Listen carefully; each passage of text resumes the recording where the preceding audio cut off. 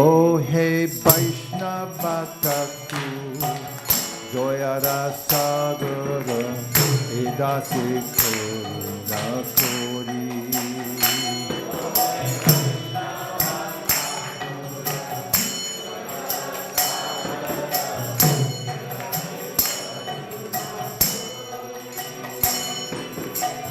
Diya Parachaya Shuru He Amai Tomara Charana Dhori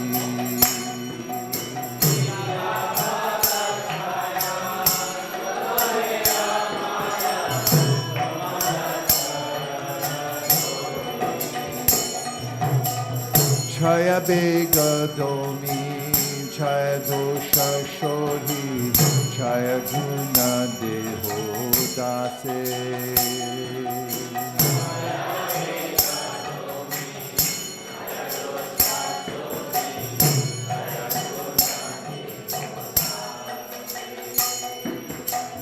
Chaya Satsanga Deho He Amare Boshashi Sangerashe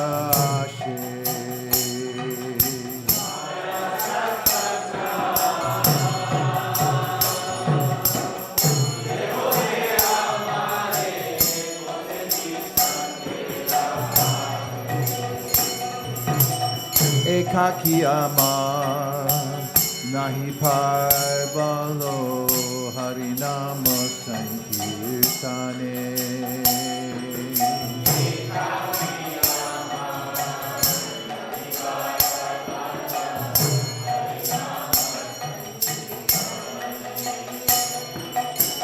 Tumi Kripa Kori Shraddha Bindu Diya Deho Krishna Nama Dhane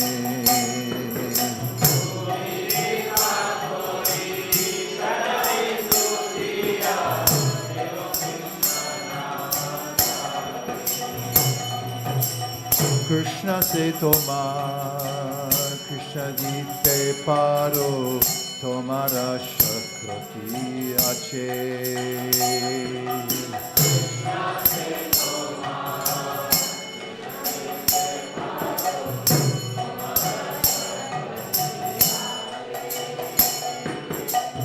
Amito Kanga Krishna Krishna Boli Daita Pache Pache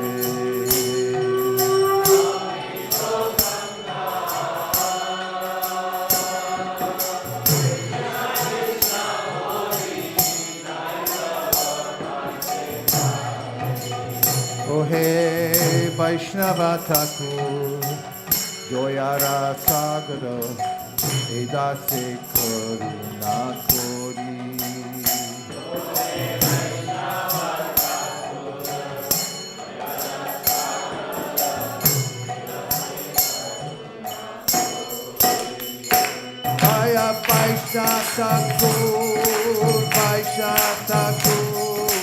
Vaishnava Jaya Vaishnava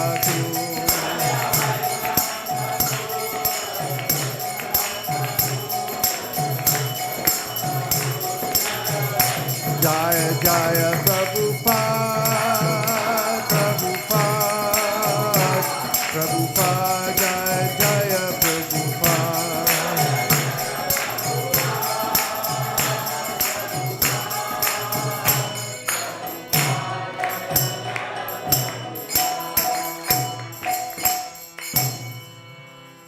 Parama Karuna Paundui Jana Nitai Gaura Chandra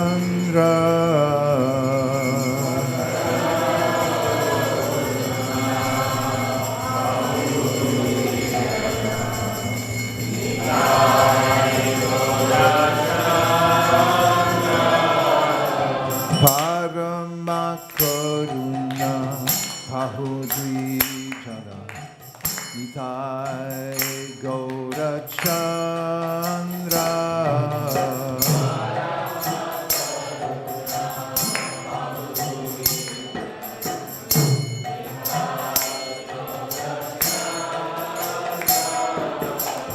Sabhavatar Sarashiramani Kevalaya Nandakanda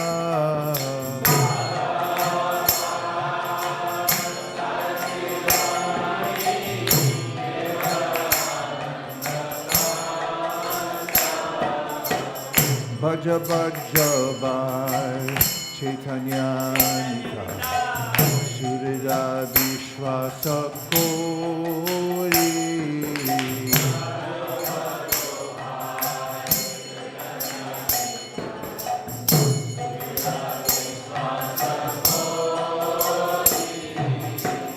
Vishaya Chariya Shirasimajiya Mukhe Bolo Hari Hari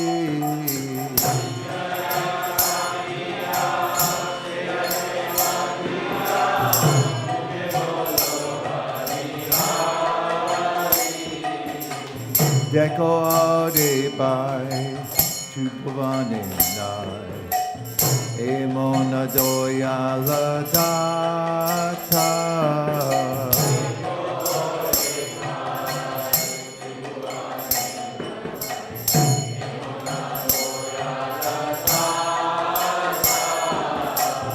Pashupaki Jure Pashana Vidare Shunijar Gunagata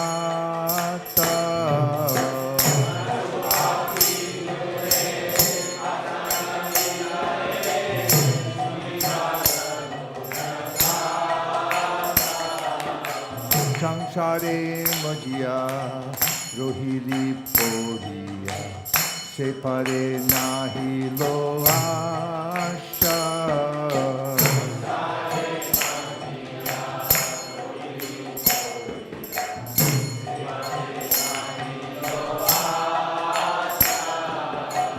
Apana Karama Banjaye Samana Koe Olochana Data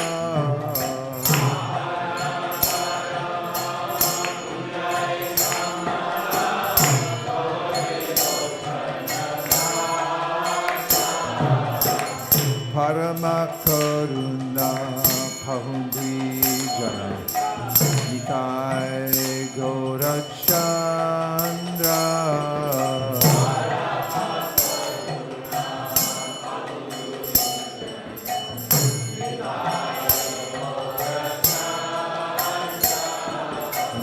Nikai Gaurachandra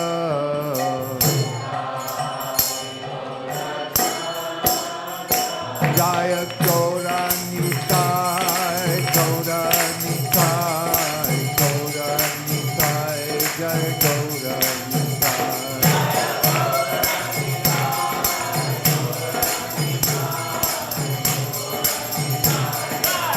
Nikai Gaura Hari Bo Hari Bo Hari Bo Nikai Gaura Hari Bo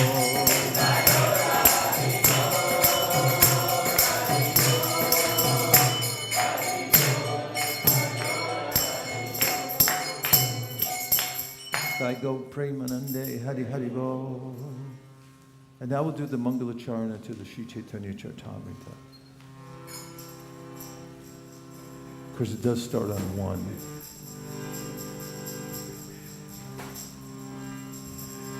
Somehow we got to 12. I guess that's where we left off last night. This is pretty good memory. Or we can do backwards. Vande Guru Ishabhata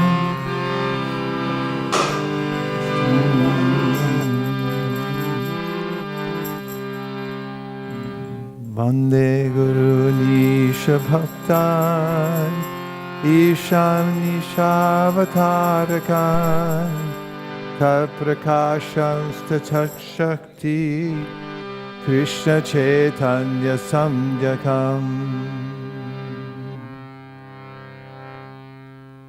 Vande Shri Krishna Nityanando Sahodito Gododai Pushpavanto Chitro Shando Tabonudao Yada Dvaitam Brahmopanishadi Tadapyasya Tanuva Yatmantaryami Purushaiti Soshamsa Vibhavaha Shadaishvaryai Punoya Iha Bhagavan Saswayamayam Na Chaitanyat Krishnaj Jagati Padatattvam Paramiha Anarpata Charim Chirat Karunayavatirna Kalau Samarpayitu Munato Jvala Rasam Sabhakti Shriyam Hari Purata Sundara Duti Kadamba Sandipita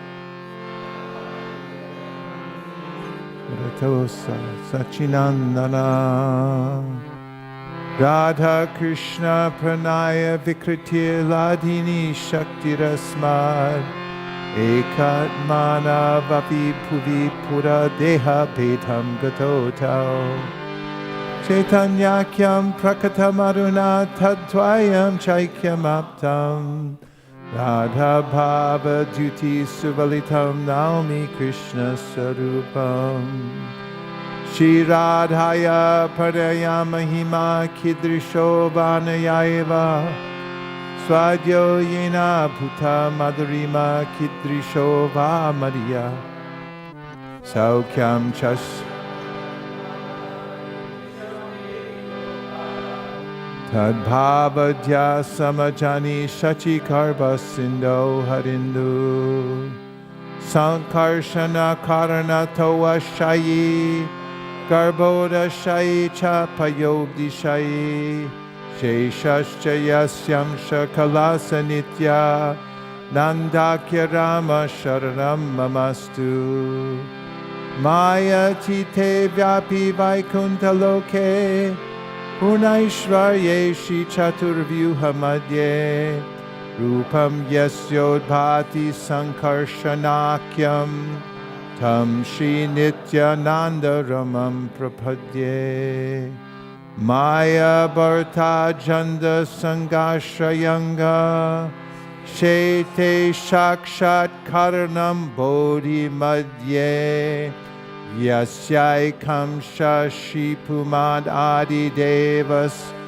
Tam Shri Nityananda Ramam Prapadye Yasyam Shamsha Srila Garbhoda Shayi Yanabhyabjam Loka Sangatanalam Loka Shrastu Suti Kadamadatus Tam Shri Nityananda Ramam Prapadye Yasyam Sham Shamsha Paratma Kilanam Poshta Vishnur Bhati Tugdabdi Shayi Shauni Bharta Yat Kala Sopyanantas Tam Shri Nityananda Ramam Prapadye Mahavishnur Jagat Karta Maya Yasrajat Yada Tasyavatara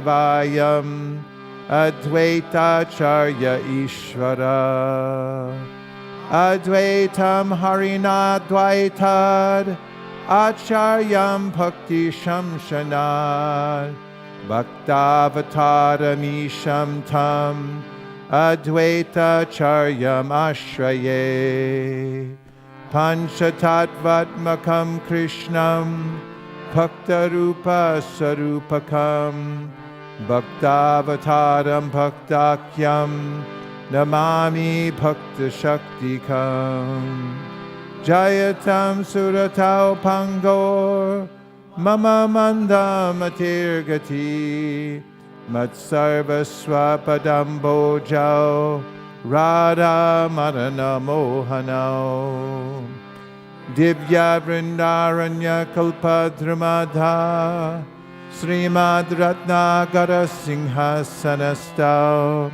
Shrimad Radha Shila Govinda Devao Pershtali Bi Sevyamano Smarami Shriman Rasarasarambi Mam Shivata Tatastita Karshan Venu Swaner Gopir Gopinatha Shriyestunaha Jai Jai Shri Chaitanya Jai Nityananda Jai Dvaita Chandra Jai Gaura Bhakta Vrinda Etin Thakur Gaudayake Kariyachena Atmasal Etin Era Charan Vandon Tine Mornad Grantera Arambe Kari Mangala Charana Guru Vaishna Bhagavan Tinera Smaran Tinera Smarane Hoy Vigna Vinashana Anayasi Hoy Nija Vanchita Puran Shri Chaitanya Charitamrita Ki Jai Krishna's Kaviraj Goswami Maharaj Ki Jai Shri Chaitanya Mahaprabhu Ki Jai Shri Panchatattva Ki Jai Go Premanande Hari Hari Bo. Bhagavad Gita chapter 8. Attaining the Supreme. Hare Krishna, Krishna Krishna, Hare Hare, Hare Rama, Rama Rama, Hare Hare. Arjuna Vacha, Taraka Brahma Yoga, Ata Ashtamo Dhyayaha.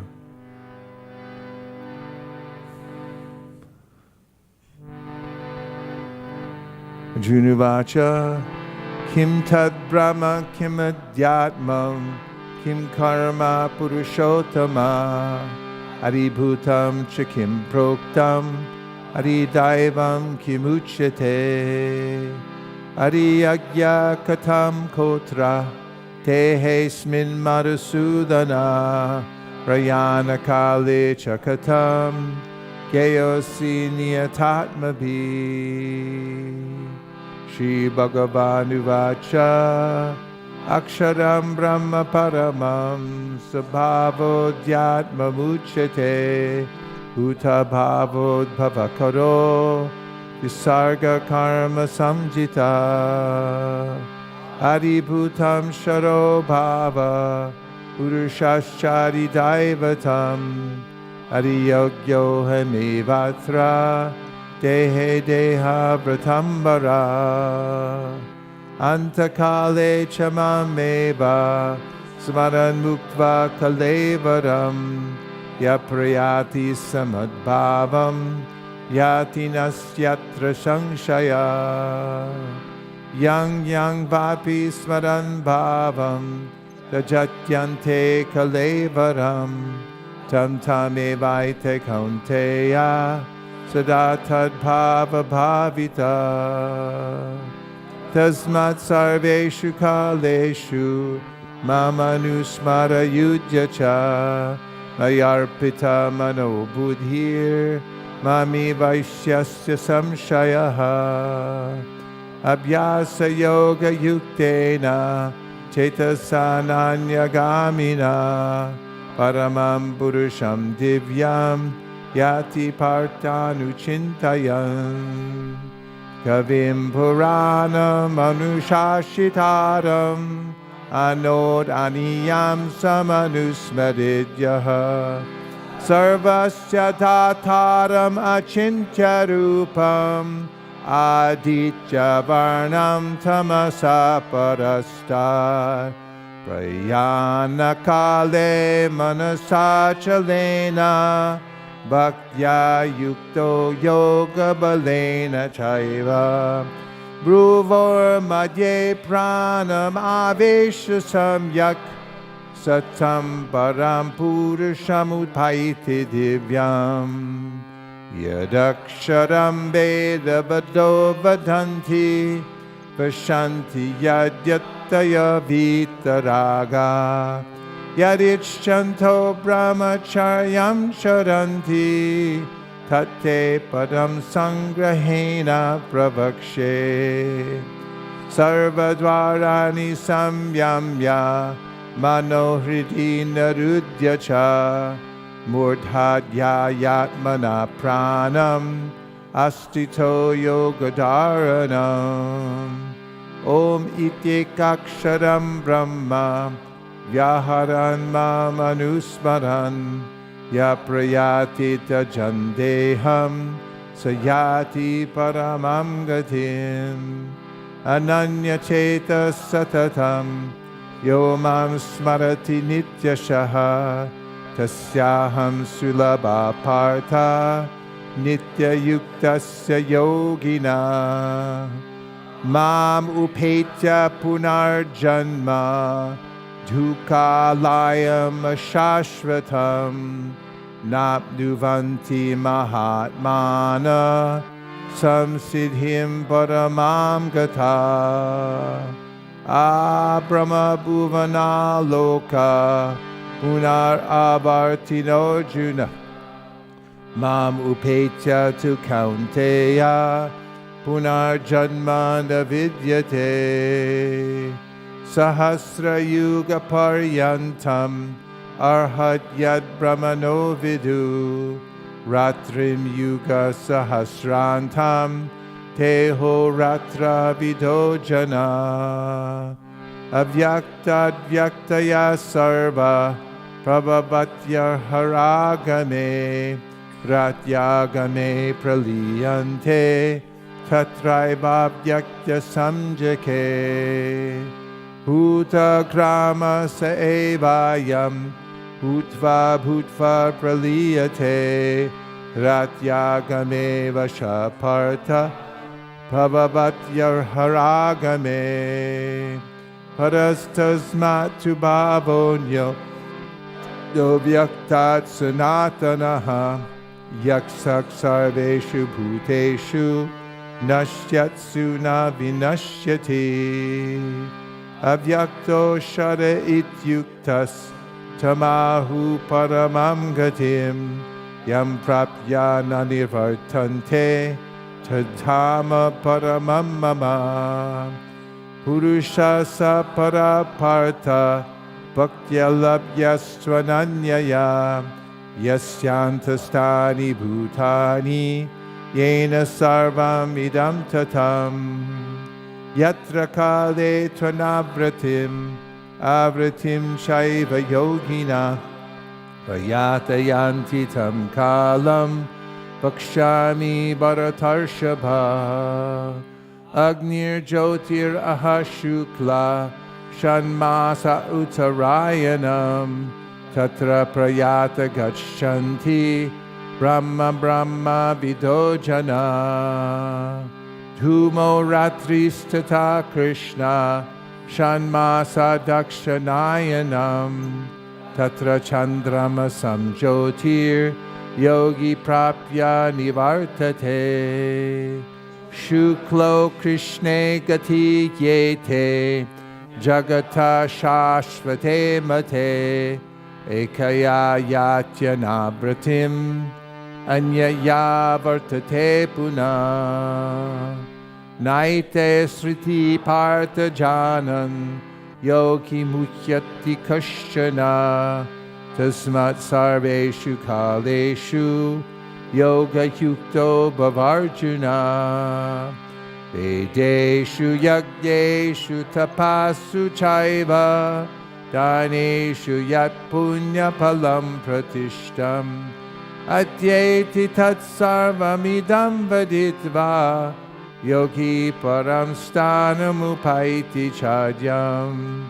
Om Tat Saditi Srimad-Bhagavatam Supanishatsu Brahma Vidyayam Yoga Shastre Shri Krishna Arjuna Sambhare Tarakar Brahma Yogo Nama Ashtamo Jhayaha Hari Om. English translation, please.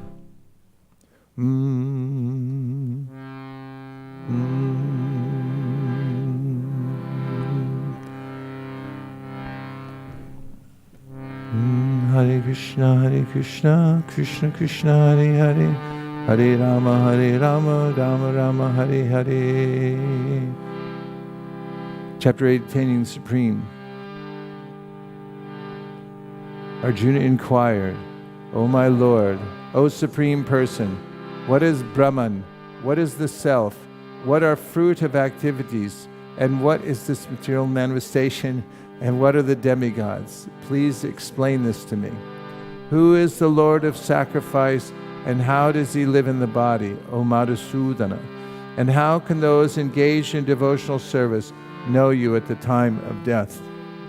The Supreme Personality of Godhead said, the indestructible, transcendental living entity is called Brahman, and his eternal nature is called Adhyatma, the Self.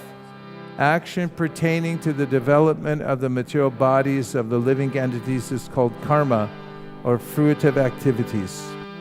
O best of the embodied beings, the physical nature, which is constantly changing, is called Adibhuta, the material manifestation. The universal form of the Lord, which includes all the demigods, like those of the sun and moon, is called Adidaiva. And I, the Supreme Lord, represented as the Supersoul in the heart of every embodied being, am called Adi-Yagya, the Lord of Sacrifice. And whoever at the end of his life quits his body remembering me alone, at once attains my nature. Of this there is no doubt. Whatever state of being one remembers when he quits his body, O son of Kunti, that state he will attain without fail. Therefore, Arjuna, you should always think of me in the form of Krishna, and at the same time carry out your prescribed duty of fighting. With your activities dedicated to me, and your mind and intelligence fixed on me, you will attain me without a doubt. He who meditates on me as the Supreme Personality of Godhead, his mind constantly engaged in remembering me, undeviated from the path, he, O Partha, is sure to reach me. One should meditate upon the Supreme Person as the one who knows everything, as he who is the oldest, who is the controller, who is smaller than the smallest, who is the maintainer of everything, who is beyond all material conception, who is inconceivable, and who is always a person. He is luminous like the sun, and he is transcendental beyond this material nature. One who, at the time of death, fixes his life air between the eyebrows, and by the strength of yoga, with an undeviating mind, engages himself in remembering the Supreme Lord in full devotion, will certainly attain to the Supreme Personality of Godhead.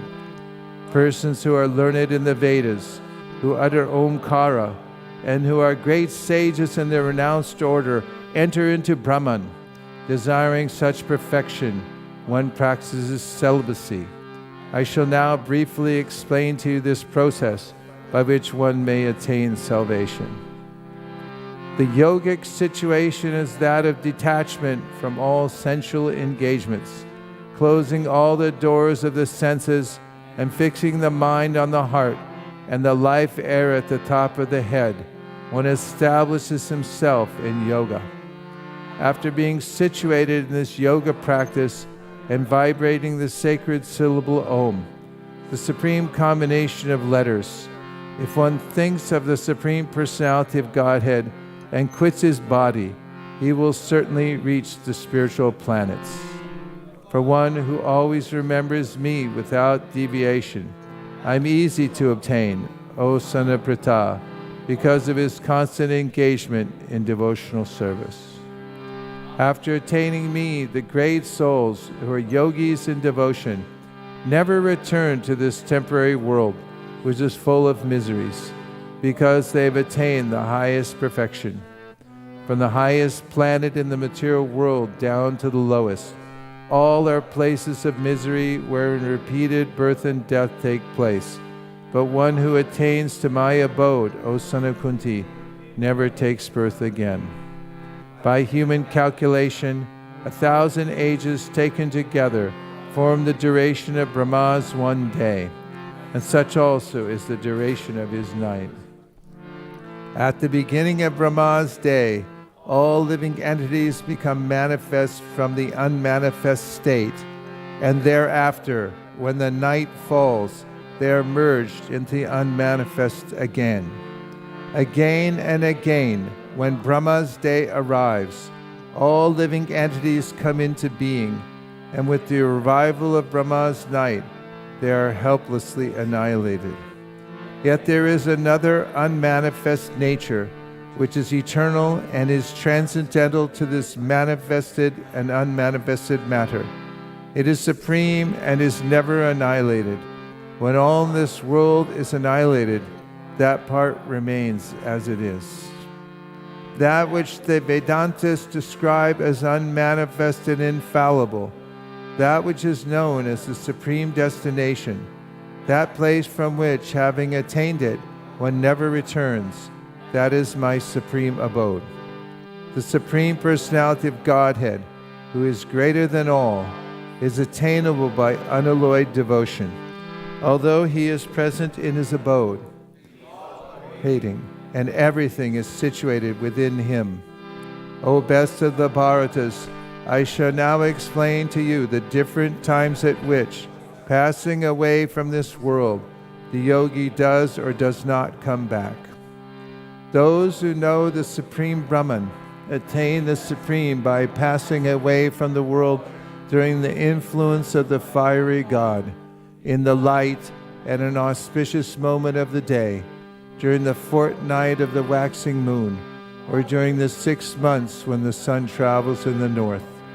The mystic who passes away from this world during the smoke, the night, the fortnight of the waning moon, or the 6 months when the sun passes to the south, reaches but again comes back. According to Vedic opinion, there are 2 ways of passing from this world, one in light and one in darkness.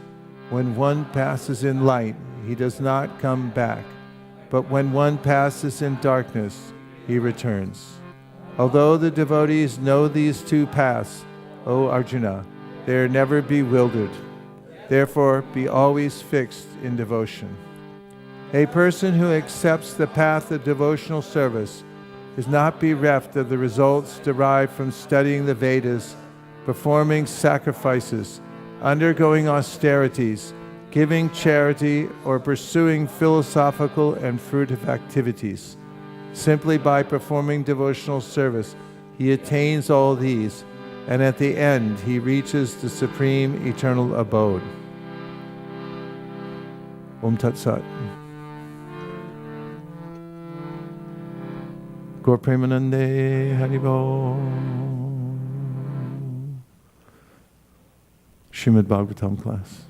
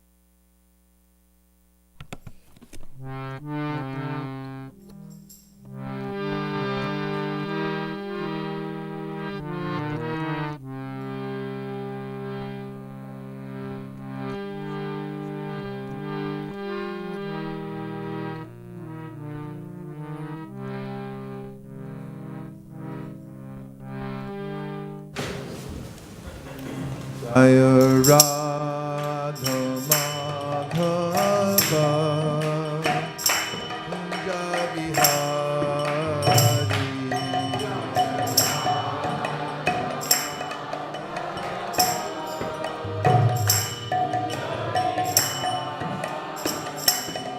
Jaya Radha Madhava Kunja Bihari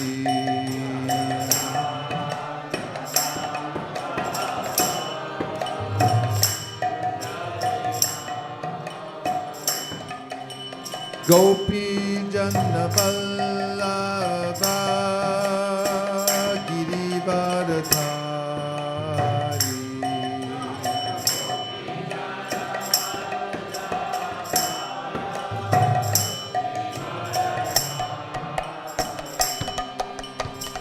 Gopi Janna Vallabha Girivardhari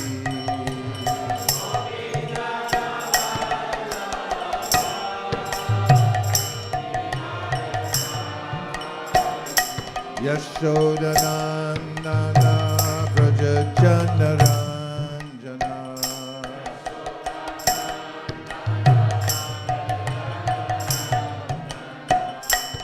Yashodanandana Vraja Janaranjana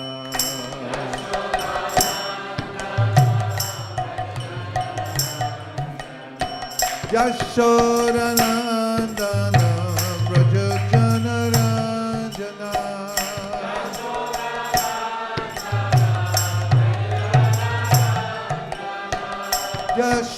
Yashodanandana Vraja Janaranjana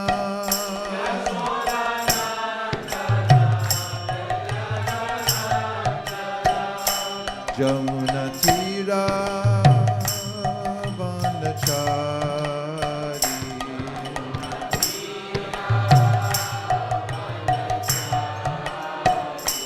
Jamuna Tira Vanachari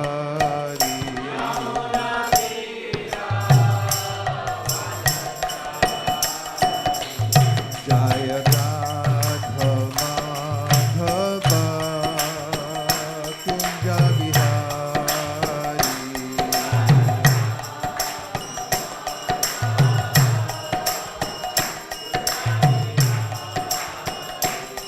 Jaya Radha Madhava Kunja Bihari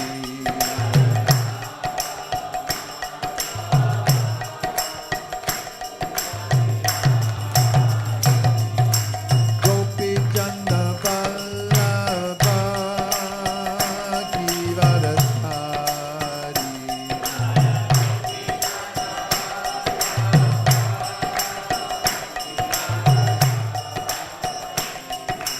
Gopi Jana Vallabha Girivardhari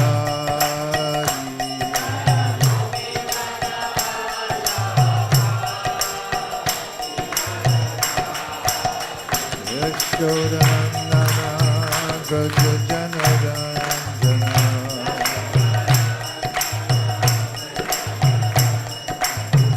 Yashodanandana Vraja Janaranjana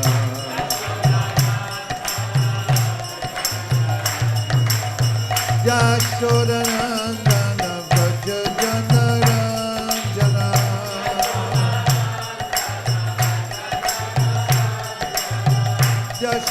Yashodanandana Vraja Janaranjana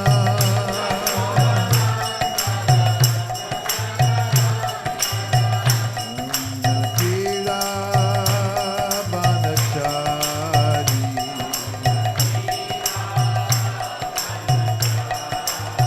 Jamuna Tira Vanachari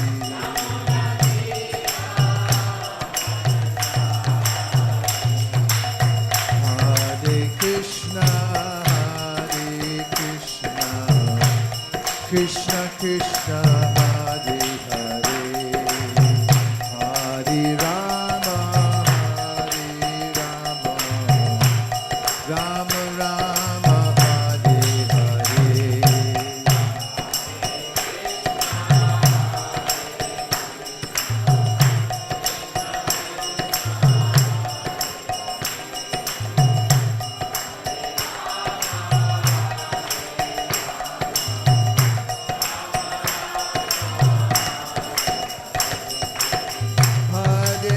Krishna, Krishna Krishna, Hare Hare, Hare Rama, Hare Rama, Rama Rama, Hare Hare.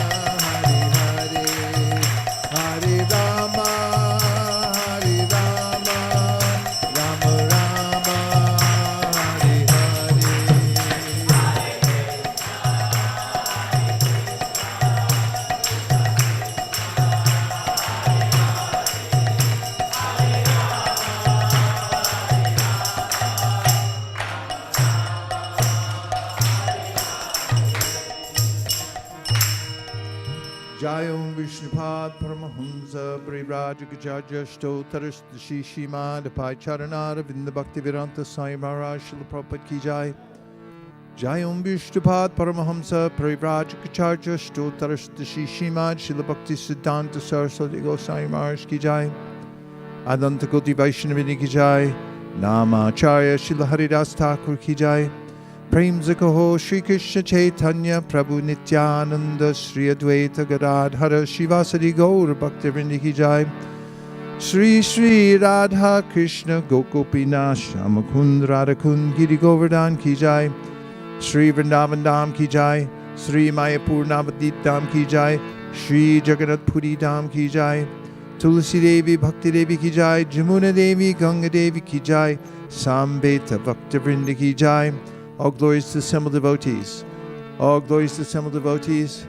All glories to the assembled devotees, including the ones in online. Hare Krishna, Gaur Premanande, Haribo. Om Namo Bhagavate.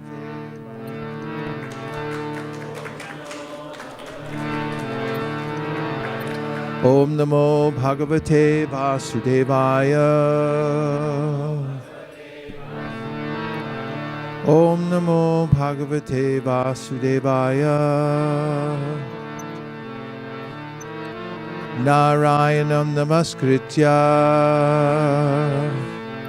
Naram Chaiva Narottamam Devim Sarasatim Vyasam Tato Jayamudiraye. Before reciting the Srimad-Bhagavatam, which is the very means of conquest, one should offer respectful obeisances unto the personality of Godhead, Narayan, unto Narayan the Rishi, the supermost human being, unto Mother Saraswati, the goddess of learning, and unto Srila Vyasadeva, the author.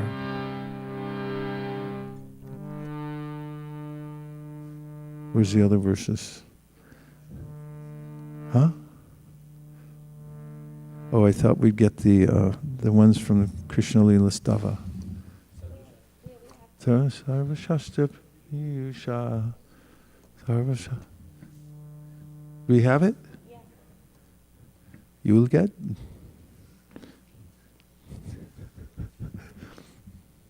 Just you will get. From Krishna Lila Stava. Sarva Shastrati Piyusha Sarva Vedaika Satpala. Is that too low? Sarva Shastrabdi Piyusha Sarva Vedaika Satpala Sarva Siddhanta Ratnadya Sarva Lokaika Drikpala. O nectar from the ocean of the Supreme Lord's devotees. Go back. Go back one. What was that? This is it? Okay. O nectar from the ocean of all scriptures, singular fruit of all the Vedas, rich mine of the precious gems of all conclusive truths, you are the only giver of sight to all the worlds. Sarva Bhagavata Prana Srimad-Bhagavata Prabho Kali Dvantoditaditya Shri Krishna Parivartata. O life air of all the Supreme Lord's devotees. O Master, Srimad-Bhagavatam, you are the sun risen in the darkness of Kali. You are the exact image of Sri Krishna. Paramananda Pataya Prema Varsya Sharayate Sarvada Sarva Sevyaya Shri Krishnaya Namostume. I bow down to you, who are supremely blissful to read. Your every syllable pours down a flood of prema. You can always be served by everyone. You are Sri Krishna himself. Madeka Bando Mat Sangin, Mat Guru Man Mahadana, Manistaraka Mad Bhagya, Madananda Namostute. My only friend, my constant companion, my spiritual master, my great wealth, my savior, my good fortune, my source of ecstasy, I bow down to you.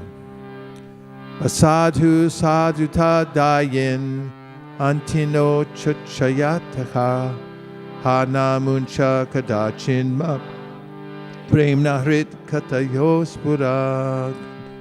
O bestower of saintliness to the unsaintly, O exalter of the most fallen, please never leave me, always appear in my heart and my voice with pure love. Srimad-Bhagavatam ki jai.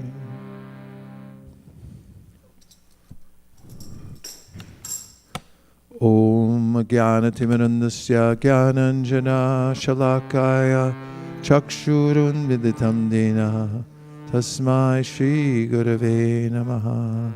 Jaya Shri Krishna Chaitanya Prabhu Nityananda Sri Advaita Gadadhara Shivasadi Gaura Bhaktavinda. Hare Krishna Hare Hare Rama, Hare Rama, Rama Hare Hare, Gaur Premanande, Hare Hare Bol. So in the Srimad-Bhagavatam, we're given encouragement to begin from where we are now and to make progress from whatever state we're in. Krishna describes in the Bhagavad Gita how the natures that we have come naturally in this particular body that we have because of our previous associations. They're very strong because associations means associating with the three modes of material nature. They're called gunas or ropes. And a word that Prabhupada frequently uses in his commentary in the Bhagavad Gita and translation is that when we associate in the material world, we acquire the modes. And a particularly often quoted verse, or Srila Prabhupada often quotes it, and so do other acharyas, is Purusha prakriti stohi bhunkte prakriti jan gunan karanam guna sangosya sarasadyoni janmasu. That is that by sangha, or connection, or association with the three modes of material nature, we acquire them, and therefore we attain various levels of existence. Some on a spectrum are good and bad. In the overall scheme of things, they're all bad because we're somehow or other ensconced in matter. However, the mode of goodness is better. Krishna says, Yesham tvantakatam papam jananam punya karmanam te dvandva mohanir mukta bhajanti mam dridhavrta. When one becomes purified of rajas and tamas and comes to the sattva gun, then one can act with determination. Otherwise, we're constantly disturbed by rajas, which is like smoke, and tamas, which is called abominable. It just is a complete degradation, a completely degraded situation. So one should not lament. Krishna encourages us, and so do all the acharyas, for whatever situation we're in now. He says, does Shukadeva Goswami in the Srimad-Bhagavatam, as you well know, Kirata Hunandra Pulinda Pulkasha Abhira Shumba Yavana Kasadaya Yene Chapapa Yadapashra Yashaya Shuddyanti Tasmai Pravavishneve Namaha.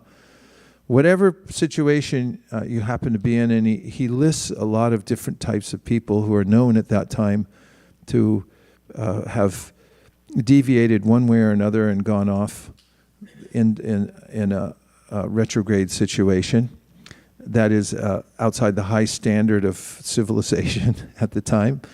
And he says, it doesn't matter. These people, from whatever position they're starting from, can become purified. And in the Srimad-Bhagavatam, Shukadeva Goswami says, Akama sarvakamo va moksha kama udharati tivrena bhakti yogena yajeta purusham param. That whatever you're after, you may have a desire, and the desire is born mostly of our previous association. That is our particular aspiration in life. He says, akama sarvakama va. So you may be akama, which means you don't have any material desires. That's a kind of cultivation, or you've reached that point because of a kind of cultivation or association that you've had previously. Akama sarvakamo, or you may have all material desires. You want everything. Moksha kama, or you may have come to this feeling, as Bhaktivinoda Thakur describes in one of his commentaries to the Sri Chaitanya Charitamrita in the teachings of Sri Chaitanya Mahaprabhu's Sanatana Goswami, chapter 22, Madhya Lila, that there are three kinds of ways in which we cultivate the heart. And one of them is through association with those who want to liberate themselves from the material world. We get this sense of wanting to just give up the material world altogether, become liberated. And this is called moksha. Moksha kama. I have a desire to be liberated. And Shukadeva Goswami says, in any of these situations, one can come to the perfection of life by, one can come to the perfection of life by taking to tivrena bhakti. Tivrena means like a ray of sun that's concentrated in a particular place. If you've ever taken a magnifying glass and you concentrate the diffused rays into one single point of light on, for instance, a piece of paper or straw, then it'll combust and burst into fire. Endless fun for kids at home. Kids, cover your ears. Don't try this at home. So he says, whatever desire you have, whatever configuration of body that's generating a particular kind of desire, you take to the path of devotional service and the pure devotional path, and you'll become successful. Not only will you attain whatever it is you think you want, but you'll also attain pure devotional service. Or Krishna will give you what you want in such a way that you won't want it anymore, and you'll want to take to devotional service. One shouldn't be afraid of this, because if we have a little intelligence, we can understand that what we want is born out of our previous conditioning. It's not actually us. It's a kind of false sense of self that wants particular things in this world. And we can use our intelligence to understand that if I'll just be brave enough, taking to devotional service and surrendering means you got to have courage. And don't just recede back into the material world and say, oh, I'll just go back to sleep again. But have a little courage and also have faith that Krishna knows what he's doing. It's very helpful to trust the doctor. And if we do that, then Krishna will arrange things in such a way that will fulfill our desires. We'll be able to work in such a way that's consonant with our particular nature, but we'll also become purified and attain pure devotional service. That's the premise of what I'm about to say today, and with a little more specificity. Does anybody have any contention with the premise so far? Or like to hear more or think it should be embellished more or fleshed out? Can anybody restate the premise in one sentence with no semicolons? Prabhu, you can do it. Go ahead. And then Shastra Sar is ready also. Wherever you are, whatever your desires are, start devotional service and Krishna will arrange everything else for you. Okay, if you're starting an advertising firm, you can hire him. Shastra Sar, Prabhu, go ahead. We need a microphone in the back because he always sits way in the back. It's the bleachers, nosebleed section. But he likes to be near the Shastra because that's his name. Regardless of your situation, do bhakti. Thank you. You can join his firm. Yes. Okay, so that's clear. Now, I want to give some examples today of those who we might be able to relate to a particular attitude that they had, and whose attitude, the attitude that they had compelled them to take to Tivrena Bhakti. So the first one is Devahuti. And I would like to epitomize her attitude in taking to devotional service as, I'm sick and tired. Have any of you ever had this attitude about anything in life? Oh, good. Very nice. Her hand went up right away. So if you've ever been sick and tired, and I'm not going to take it anymore, you ever had that feeling? Your Dave Divern moment? Dave Divern was my friend in high school. He came over to us, bounding into our house one summer night. He lived 2 blocks away. He had shaved all his hair off, which was a cardinal sin at that time in history, and said, I've had enough. I'm not messing around anymore. I'm going to learn how to play the flute. I'm getting serious now. So, yeah, you have your Dave Divern moment. I'm tired of this. So let's read a little bit about Devahuti's mentality.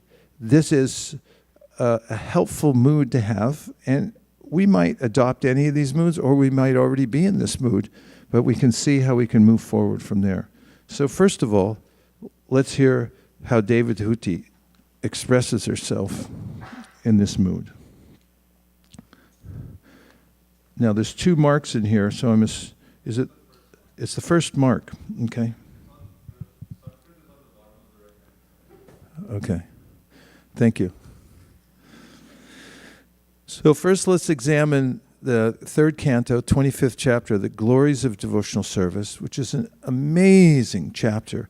If you have a little opening in your life, you should read this chapter over and over again. Try to memorize all the verses. Call in sick. Okay.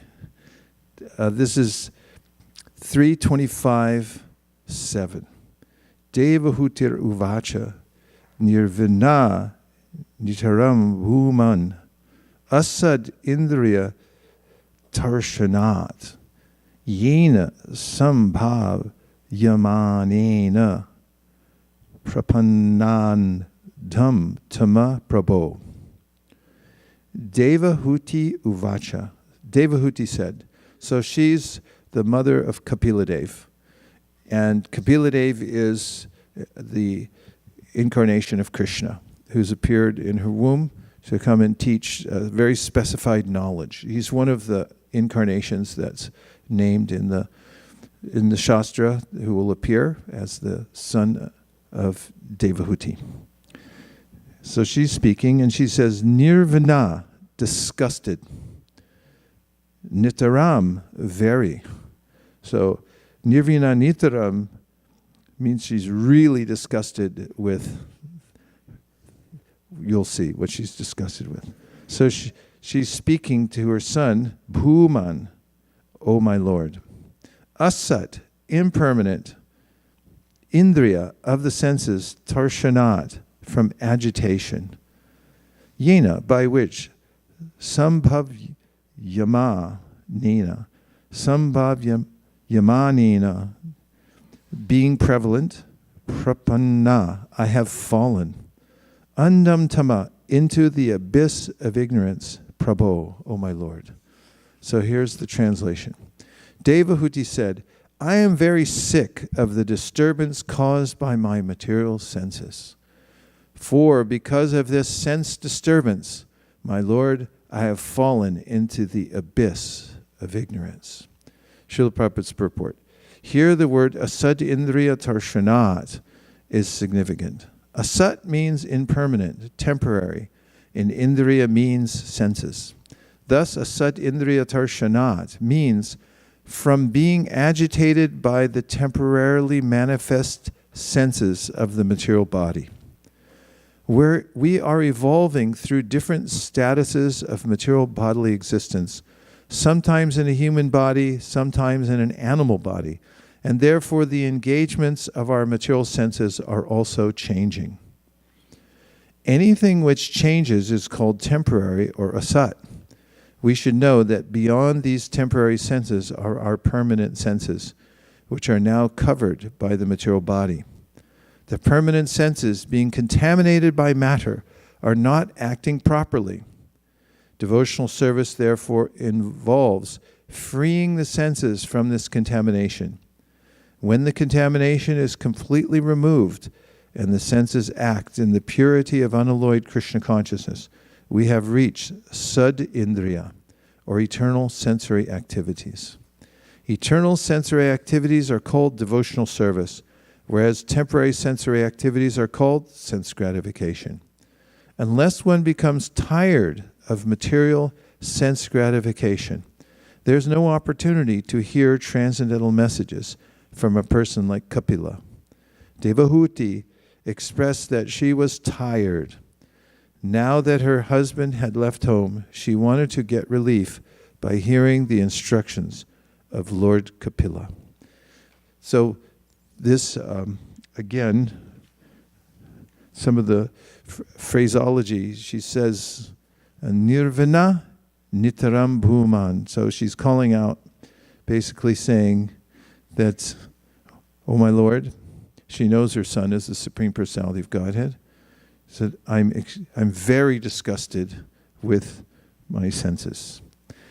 So the path forward then Prabhupada mentions in the purport is epitomized in, or summarized in the verse, Sarvopati vanirmuktam tatparatvena nirmalam rishikena rishikesha sevanam bhaktiruchite. And that is that devotional service means to actually use the senses, but for a different purpose. Rather than trying to use the senses to find satisfaction in and of themselves, I engage them in service. In the mood of service, I'm using my senses, but I'm not thinking that I'm trying to enjoy it, but I'm trying to give enjoyment to someone else, that service. And the person I'm giving enjoyment to, in the conception of pure devotional service, is to the Hrishikesh, that is the master of the senses. So examine your hand and notice it's part of your body. It serves the whole body. And when the hand serves the body, then it's in its natural condition and it's happy. And similarly, when we serve Krishna, we're in our natural position, and anandamayo bhyasat, we're very happy, beyond happy, we're blissful. And when we try to serve ourselves independently, we get frustrated. And when we get tired of that experience of getting nowhere with our senses, or actually getting a discordant result, as Krishna says in the Bhagavad Gita, Yehi samsparshaja poka dukkha yonaya evate adyantavanta konteya nateshu ramate buddha. And that is that when you become intelligent, or an intelligent person notices that whenever I try to independently use my senses, I'm not under the authority of the Supreme Personality of Godhead when I act. And this can go for our very lifetimes as well. The way we move about in the world becomes altogether frustrating when we try to make progress independent of Krishna. Whenever we make decisions that are in line with Guru, Sadhu, and Shastra, then we're moving properly in the world, and we won't get an aberrant result. So, is that a word? Aberrant? Better look it up. Maybe I'm making stuff up. Then Krishna says, if you just try to stimulate your senses, so the mind is called the sense within. In other words, you're living for yourself and you're just trying to connect the senses to their object, get as comfortable as possible or get as much sensory experience as possible that keeps you entertained. He says, Yehi samsprashaja bhoka dukkha yonaya evate. That's setting yourself up like you're going to get the result of misery. It's like that's what's coming out of the womb of this experience is misery, is born. So a person becomes intelligent and thinks that doesn't work. Unfortunately, people don't know the verse, Sarvopati Vanirmuktam. It's not widely known. So oftentimes people think I should just restrict my senses and I should become detached from the material world altogether. But there's not much wiggle room there because sooner or later you got to come back. It's like if you go on strike, there's a few people go on strike nowadays. It's not very common. It was more common in the 1970s. There was more unionization. It's been discouraged, but I don't want to go into politics. There's not as much striking nowadays. But when people do go on strike and they're out of a job, then eventually they got to go work somewhere. They're going to come back. And if you're being chased somewhere, like in a dream, someone is chasing you and then you duck into a broom closet, they're still out there. Sooner or later, you can't live in a broom closet, right? You're going to come out and then you're going to be chased again. So this is the idea of the material senses. If you just try to run away from them or you go on strike and say, I'm not serving you anymore, then sooner or later you got to go back somewhere. And unless you've improved yourself, unless you've found the proper way to use your senses, then they're going to go back into sense gratification. Maybe a little bit, an inch at a time until you're way back down into the material morass again, or all at once. You can just make a royal declaration. It didn't work. Now I'm going back in to the material world. In the Srimad-Bhagavatam, Shukadeva Goswami says, Yene Ravindaksha Vimuktamaninas Tvayastabhavad Avashudha Buddhaya Aruya Krishna Paramparam Tata Patantyato Nadrita Yushmarangraya. Whatever way you've tried to arrange your life to get freedom from the senses and detachment from the material world that doesn't include attachment to Krishna means that you're in a shaky position. Avashuddha Buddhaya means you didn't think it through very clearly. You didn't come to the proper conclusion, and therefore, however long you're able to maintain that, doesn't matter in eternity, you're still going to fall back down again. You still have to become attached to some kind of sense gratification, unless you get the superior thing, which Krishna mentions in the Bhagavad Gita, Vishaya vinivartante nirahara sedehina rasavarjam rasopyasya param jushva nivartate. If you're able to engage your senses in Krishna's service, in yene ravindaksha, you're able to actually develop an attachment for the Supreme Personality of Godhead and His service, and your senses become purified, then you have locus standi. Did you look up the word to see if it was fake or real? What is it? What word? Aberrant?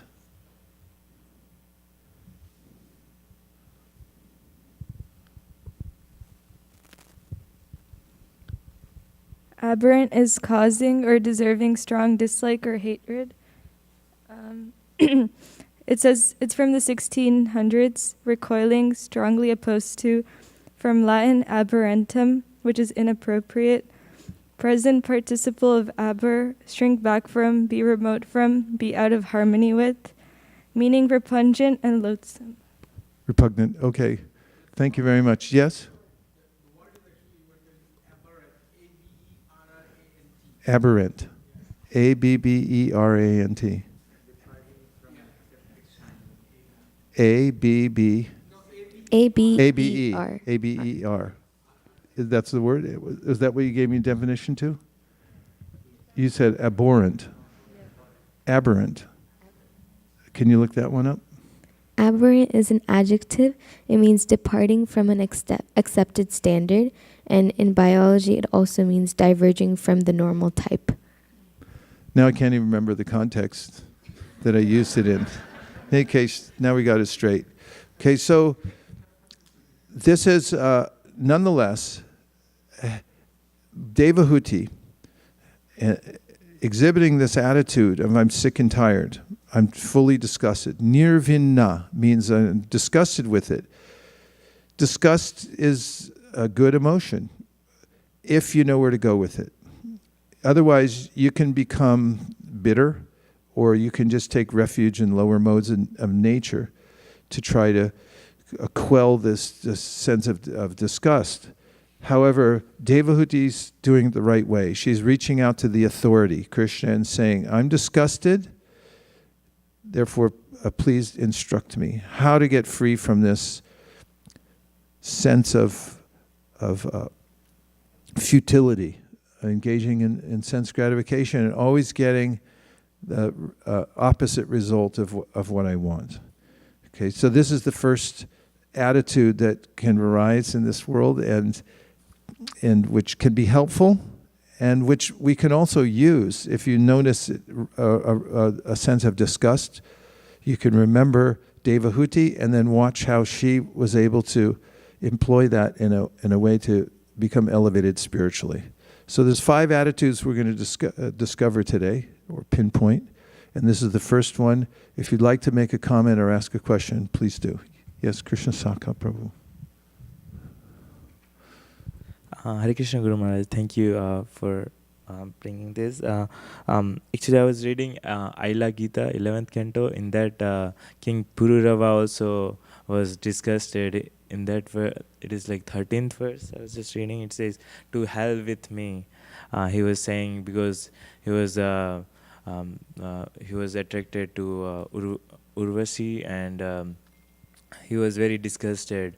And in the 14th verse, he says, "Who else than Supreme Lord will save me?" So yeah. So now, if you ever get a crush on somebody and you can't shake it, then read this section. In fact, people come to me all the time. It's like, I can't get her out of my heart. It's like, okay, here's your medicine. Read this. So, him or her. So the thing is that Bhagavatam covers all psychological conditions of the human being. He knows us well. It's Krishna. He knows. And he's so merciful. He's come in this form to say to us, here's you. Take a look. And you go, oh my God, that is me. And then,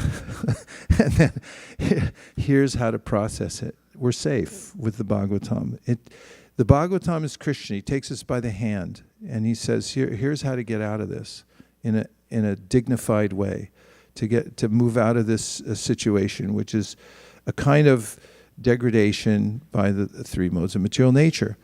So yes, in the Aila Gita, we find this situation where Pururava becomes enamored of Urvashi, so much so that he starts acting below his station by a mile or 2 or 1,000. And then we can see, here's how this unfolds. And it always unfolds like that, sooner or later. Subhadra. You used it in the sentence, you'll get an aberrant result. Okay, does that work or not? Yes. Yay, we win. Okay, thank you very much. Vaikuntha Nayaka, coming to us from Mysore, the home of Mysore Pak and the Mysore Palace.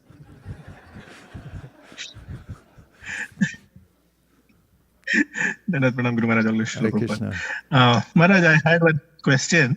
You talked about disgust with the material senses, the material enjoyment. You talked about disgust. But sometimes, is it possible that maybe disgust is not the word, but frustration? Even when we are in devotional service, we see that our efforts, maybe the preaching efforts that we are trying to do, it's not increasing, or things like that, or book distribution efforts not in there is no results to that, and you get frustrated. People are not reciprocating and things like that.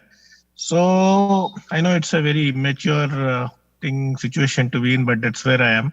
So if you could give some suggestion on what could be the cause of it and how to keep going in such a situation, that will really help me. The way to keep going is to redefine your life and start over again. Because oftentimes we become frustrated by self-imposed goals and values. I say, I have to be like this. I'm comparing myself to other people. It's like, why can't you be more like Chopati? It's like, good luck. They have Radhanath Swami there, so how are you going to be like Chopati anywhere else? So, any way you put yourself into a frame and you say, I have to be like this, it has to be like that, then it becomes very difficult. Great news, you can redefine what success looks like for you. As an example, since you mentioned book distribution, this happens all the time. That's, yeah, like that. So sometimes devotees go out on book distribution and they say, I'm frustrated. And say, why are you frustrated?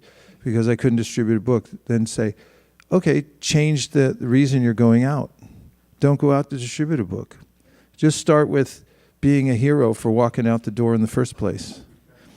And if you move it back to where you can handle it, then that's more reasonable. Don't move it all the way back to like I thought about going out. But move it back to a point of being reasonable. That yes, I'm doing the best I can with what I have, and I'm going to engage myself like that. Because you can remember that birds fly in the sky as high as they're able. The sky's unlimited. So whatever number you pick, it's not extremely significant. It's just how much we can develop capacity towards reaching various goals to improve ourselves and refine ourselves according to the way Krishna says in the Bhagavad Gita that we should. That is, we should develop tolerance as an example. And one of the reasons that it's important, Srila Bhaktisiddhanta Saraswati Thakur said, to go out to teach Krishna consciousness to others. One example is through book distribution. It's a very purposeful and efficient way to do it, is to get purified. He said, you should write.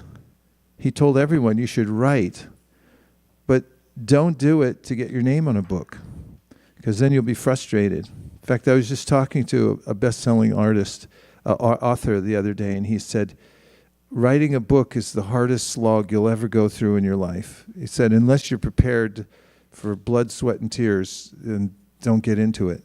And Prabhupada writes that when you write something, you should do it just for your own purification. In fact, he mentions that some of the great Acharya authors, they weren't thinking about being published. They were just using it as a forum to consolidate their ideas. So the difference between frustration is like, well, I didn't get enough hits on the internet. Jay Shetty got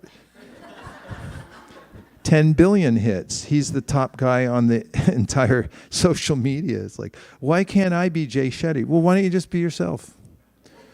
In fact, there's a famous marketing expert. His name is Seth Godin. And he talks like this all the time. He said, you don't need a billion. You just need a group to express your values where they share and be real. Be who you are. Be self-contained. Don't try to be somebody else. We get really frustrated when we look at someone else and say, I have to speak like such and such. Well, I can't. You can speak like yourself and speak from your heart. That's when people actually listen. When you're truthful, sincere, and you actually hold forth in a way that people realize that they're speaking according to realization and not they're not affected with an A and saying that, I'm something more than I am or trying to be somebody else. People like when you're yourself. And as a great poet once said, don't try to be somebody else. It's better to be yourself. All the other positions are taken. You can just be yourself. So it's kind of helpful in that way. And the the sense of frustration in one's service means that we should look for ways that we can work around the particular problem that's facing us, and that always leads to some kind of breakthrough. That's why we came up with that saying during the pandemic, that workarounds bring turnarounds. I kept seeing that there's always something. This is you should expect this. There's always going to be some blockade to anything you do. And then if you make an ultimatum and say, then I can't do it. Okay, then you can't. You just painted yourself into a corner and now you're stuck.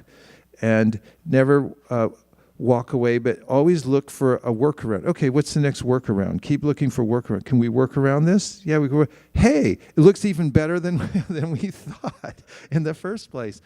So remember the great Kung Fu, was he Kung Fu? I hope I'm not making a blasphemy against, what was his name? Most famous, Bruce Lee? Is Kung Fu? Qigong, sorry. I made an offense. Sorry, Bruce. But there's a recording of him talking about being like water. He speaks with that charming accent that he had, and it's like, mind like water, be like water, go around it. Water's relentless. It finds a crack somewhere. It's like, okay, stop here. You can't go any further. Like, yeah, but there's a crack way over there. It's like, now it all goes down the crack. There's some place to go. So frustration just means there's a workaround. We're being called to make a workaround so that we can find something better, another path to go to. And you can count on the fact that there's always going to be a blockade, always some problem. And you can look it up in history. Every great breakthrough came from some frustration. You look it up in the Bhagavatam, every great realization breakthrough came when somebody got cursed. I guarantee you can trace it back. You're like, okay, you're cursed, you're going to be an elephant now. It's like, oh my God. And then how's that going to work out? Fine, if you just look for the workaround. And so frustration is the door to enlightenment. Embrace it and try to go find the way around it, pray to Krishna, and there'll be a silver lining. Sorry, that was a cliche. Okay, so now we're going to go to the next attitude because we're running out of time. And the next one, the next iconic personality that I think we can relate to is Dhruva Maharaj. And I would like to epitomize his attitude as I'll show them. I'll show them.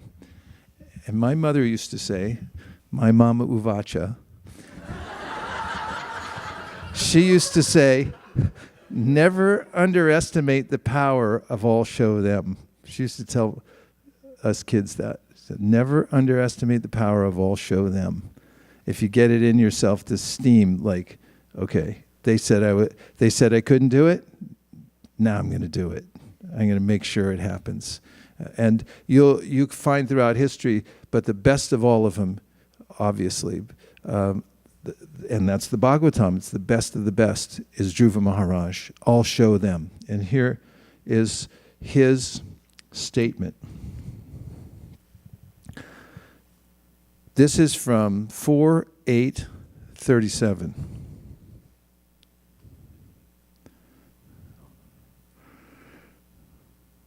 So he had met, at this point, Narada Muni.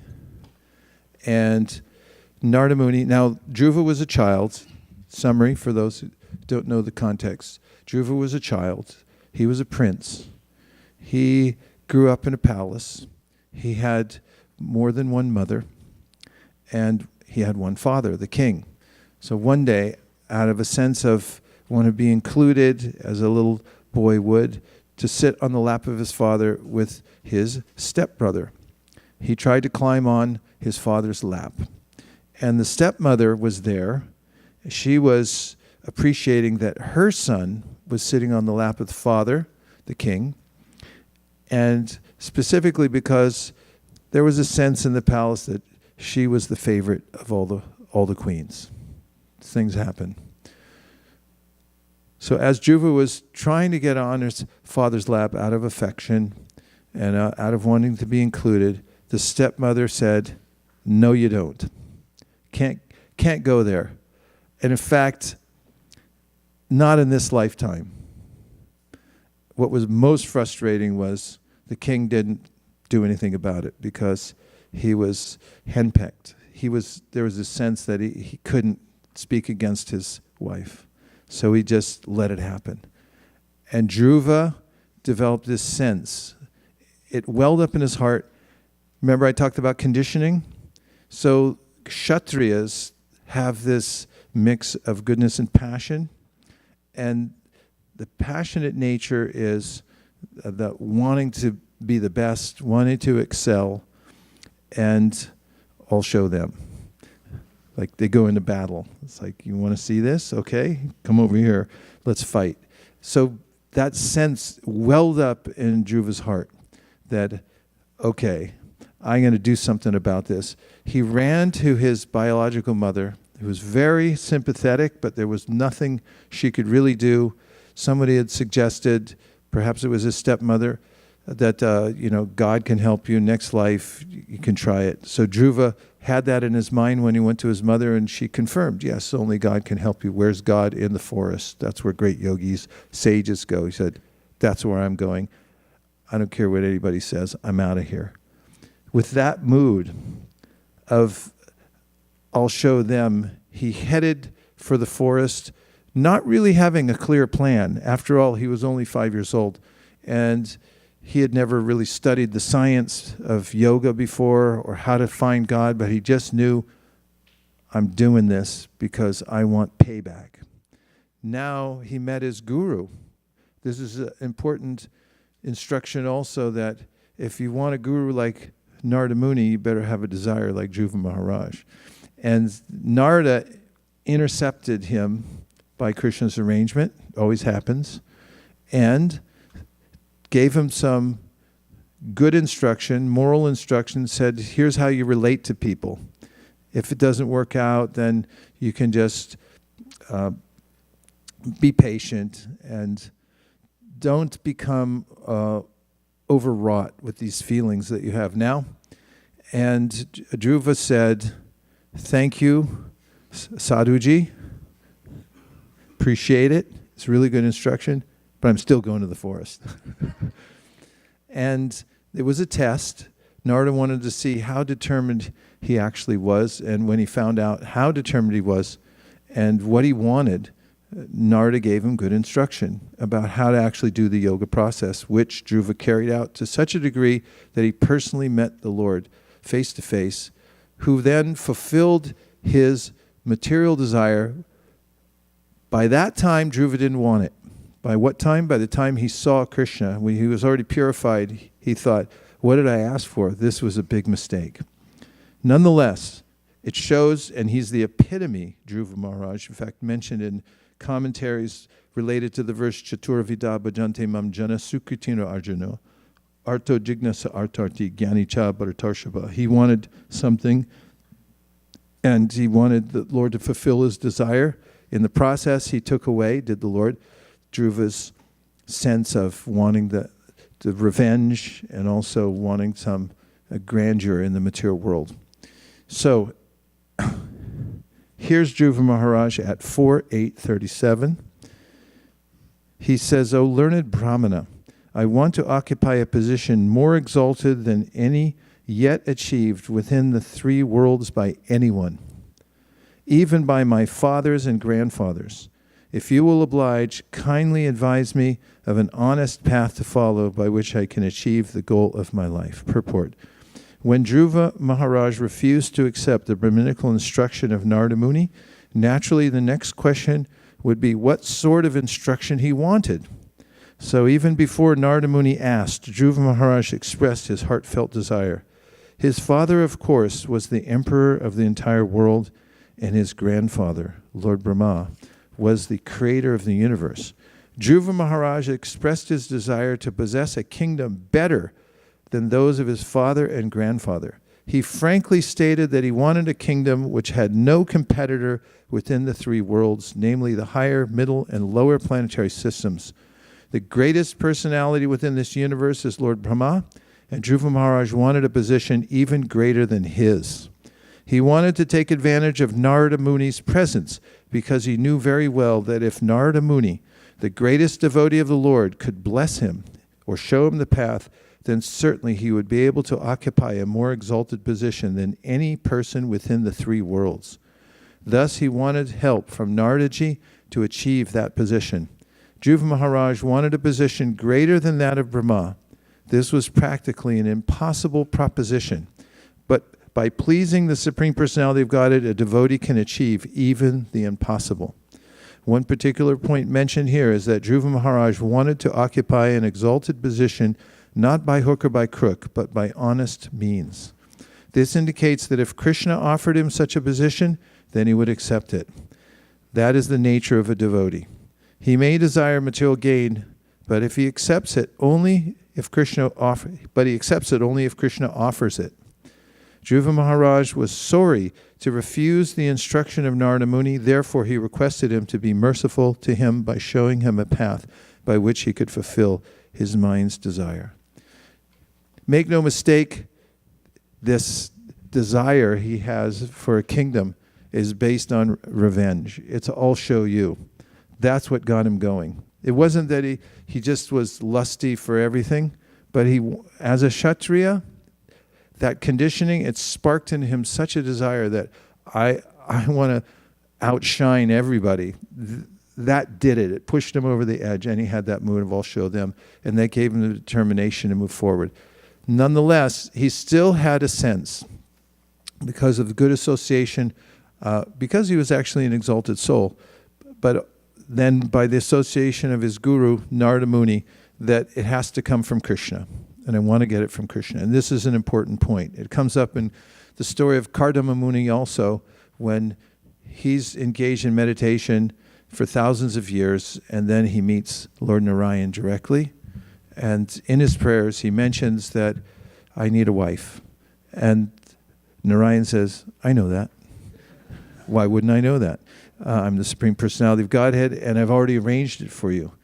And there, Prabhupada says that whenever you have some kind of material desire or request, best to leave it to Krishna, because you can ask yourself, who knows better, you or him? Yeah, we don't know, because we pick things all the time, and then it turns out like, I love it, I hate it. But Krishna knows how to fulfill our desires in such a way that it all works together. So that's an important aspect. Nonetheless, the mood is there. You can see that the mood of a Kshatriya, and this is what he wants. Now Dhruva is famous because he dedicated his energies towards following his guru, Narada Muni, and he also had a sense that I'll only take it if it comes from Krishna. Comments and questions?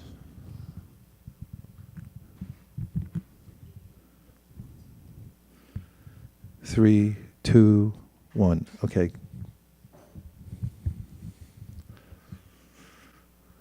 So Maharaj, when Sri Chaitanya Mahaprabhu was teaching Srila Sanatana Goswami, he was particularly mentioning about this aspect, that how Krishna thinks about the devotees when they ask something material. And he was saying, Krishna kahe ama bhaje mage vishay shuk, amrito chhari bish mage ei baro murkh. Like Krishna is thinking that, oh, he is worshipping me, but he is asking for material enjoyment. He is getting, he's not asking for nectar, or he's leaving nectar and asking for some poison. Ami biggo ei murkho ere bishay kene dibo sacharan amrito diya bishay bhulaibo. But I am intelligent, so why I will give him the poison? So I will make him forget the poison, and I will give him the nectar of my lotus feet. By that he will be satisfied. Yes, we find with Dhruva Maharaj that even after he attained Krishna, because of the intensity of his devotional service, and he said, Swamin kritartosmi varam niyache, that I was searching for broken bits of glass, but now what I got was a real jewel. But still, the Lord made him take the other benediction. Said, no, take. He gave him all that. And it was sort of a lament for Dhruva Maharaj that, like, God, why did I ask for that? I shouldn't have taken it. Nonetheless, there's a way in which he gave it to him, and Dhruva used it in Krishna's service for many, many years. What was it, 36,000 years or something like that? Some benediction. Srivas Prabhu. 5th canto, 19th chapter, 27th verse. 5th canto, 19th chapter, 27th verse.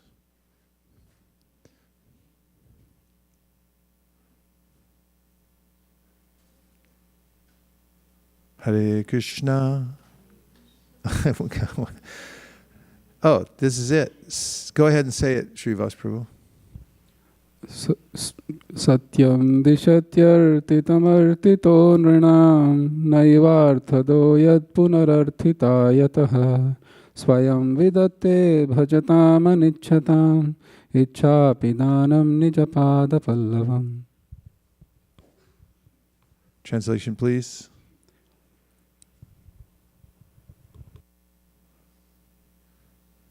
The Supreme Personality of Godhead fulfills the material desires of a devotee who approaches him with such motives, but he does not bestow benedictions upon the devotee that will cause him to demand more benedictions again. However, the Lord willingly gives the devotee shelter at his own lotus feet, even though such a person does not aspire for it. And that shelter satisfies all his desires. That is the Supreme Personality's special mercy. So, Akama sarvakamo va, one has all desires. It's inevitable that we'll start from some situation. Whatever it is that sparks us to take shelter of the Supreme Personality of Godhead, Srimad-Bhagavatam, Shukadeva Goswami says, don't worry, it'll be purified. Okay, one more.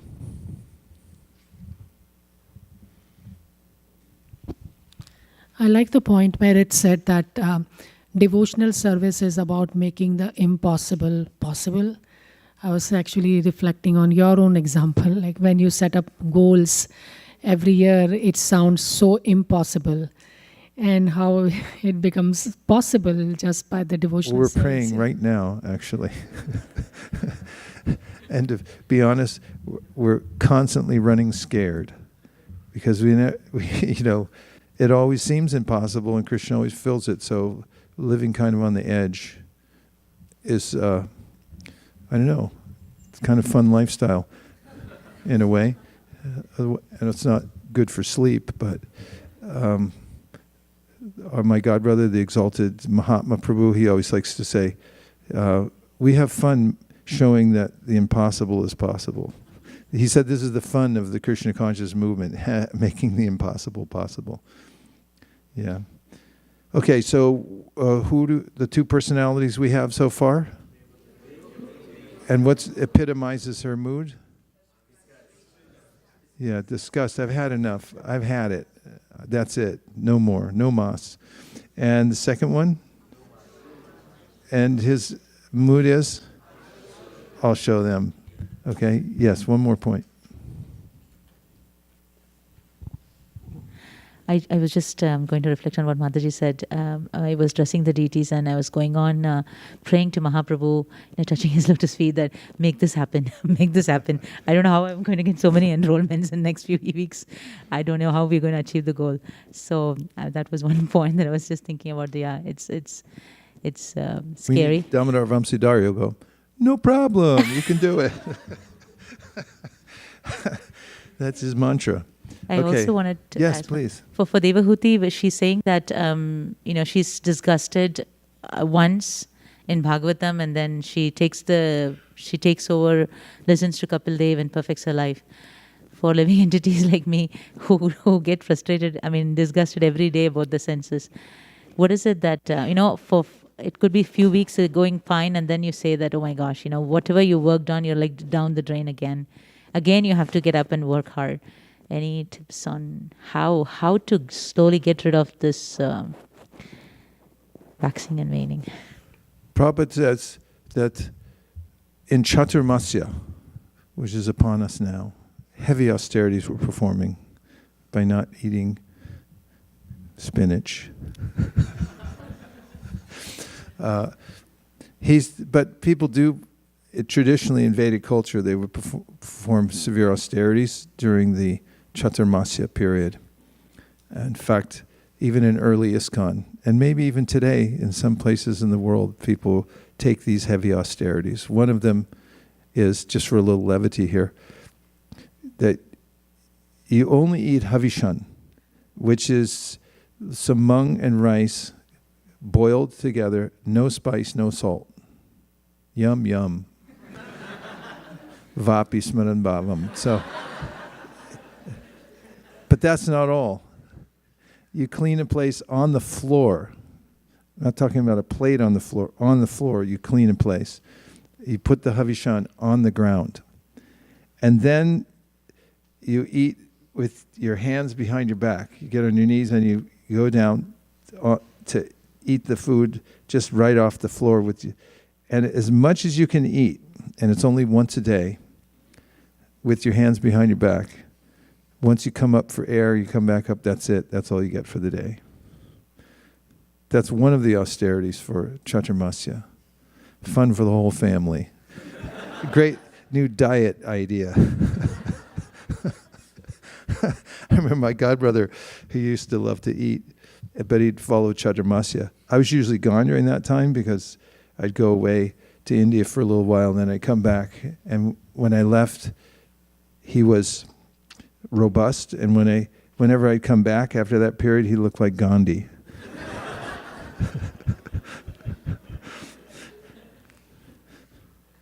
And why did I bring that up? Because Prabhupada says in the light of the Bhagavat that our lifetime is a Chaturmasya-like existence.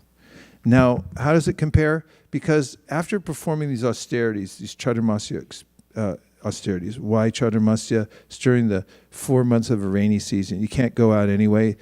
In those days, there were no stable roads to travel on during the flooding times when the rains were coming so heavily.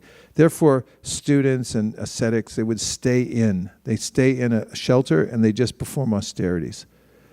And during that time, it's hard to tell how you're being transformed. I'm not recommending these austerities. That's not the austerities of Vaishnavism.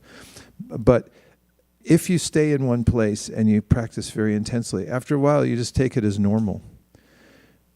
The time you realize it is when you get in the cab and you're heading out and you go, oh my God, the world's different.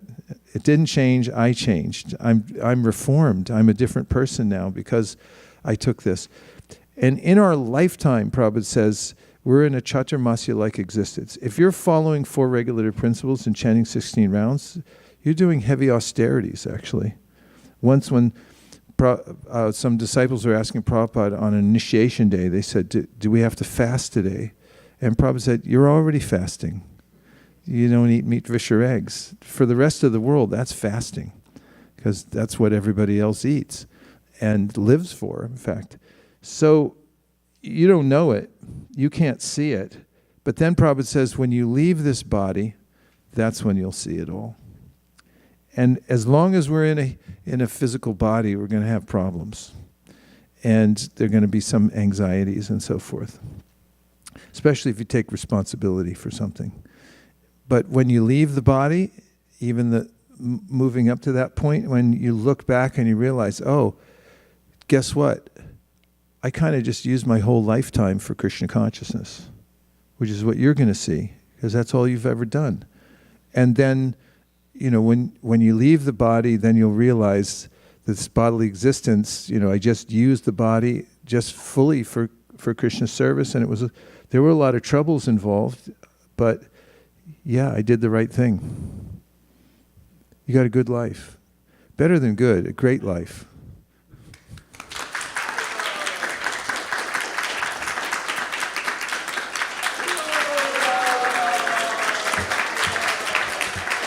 Okay. Next one. We have Bharat Maharaj after he took care of the little fawn. And what happened? When he passed away, he took another body. What did he get in the next body? And what did he think when he went into the deer's body? He thought, never again. Have you ever had that attitude? Never again. I'm never doing this again. Of course, that can happen and then you find yourself doing it again. But when it becomes so strong, this mood, never again, and you channel that into your devotional service, then you have this very strong impetus. So we should cultivate that. And here we go from the 5th canto. And here we have 5, 8, 29.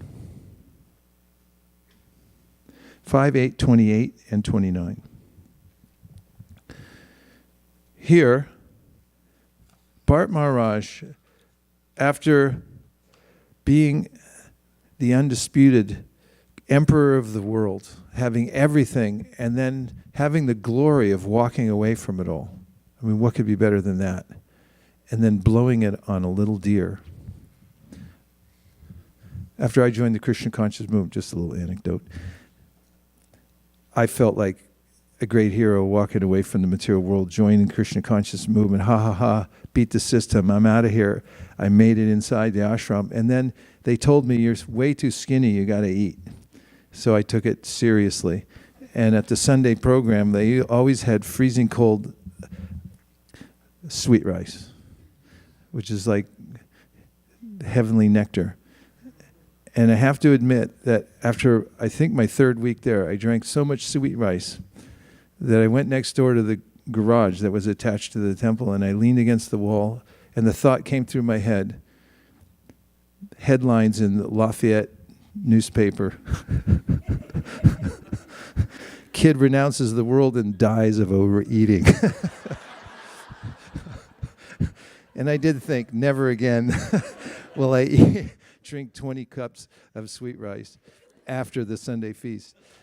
So we can come to this point. Think of Bharat Maharaj, his situation to the 10th power, that he had been this great emperor king. He had come into the, he had the good sense to walk away from it all, and he had performed intense austerities, meditating on Narayan within the sun, doing his mantras, taking bath several times a day, and just, he was so advanced that, he had tears coming from his eyes. And his hair was always wet from just having bathed and staying totally squeaky clean.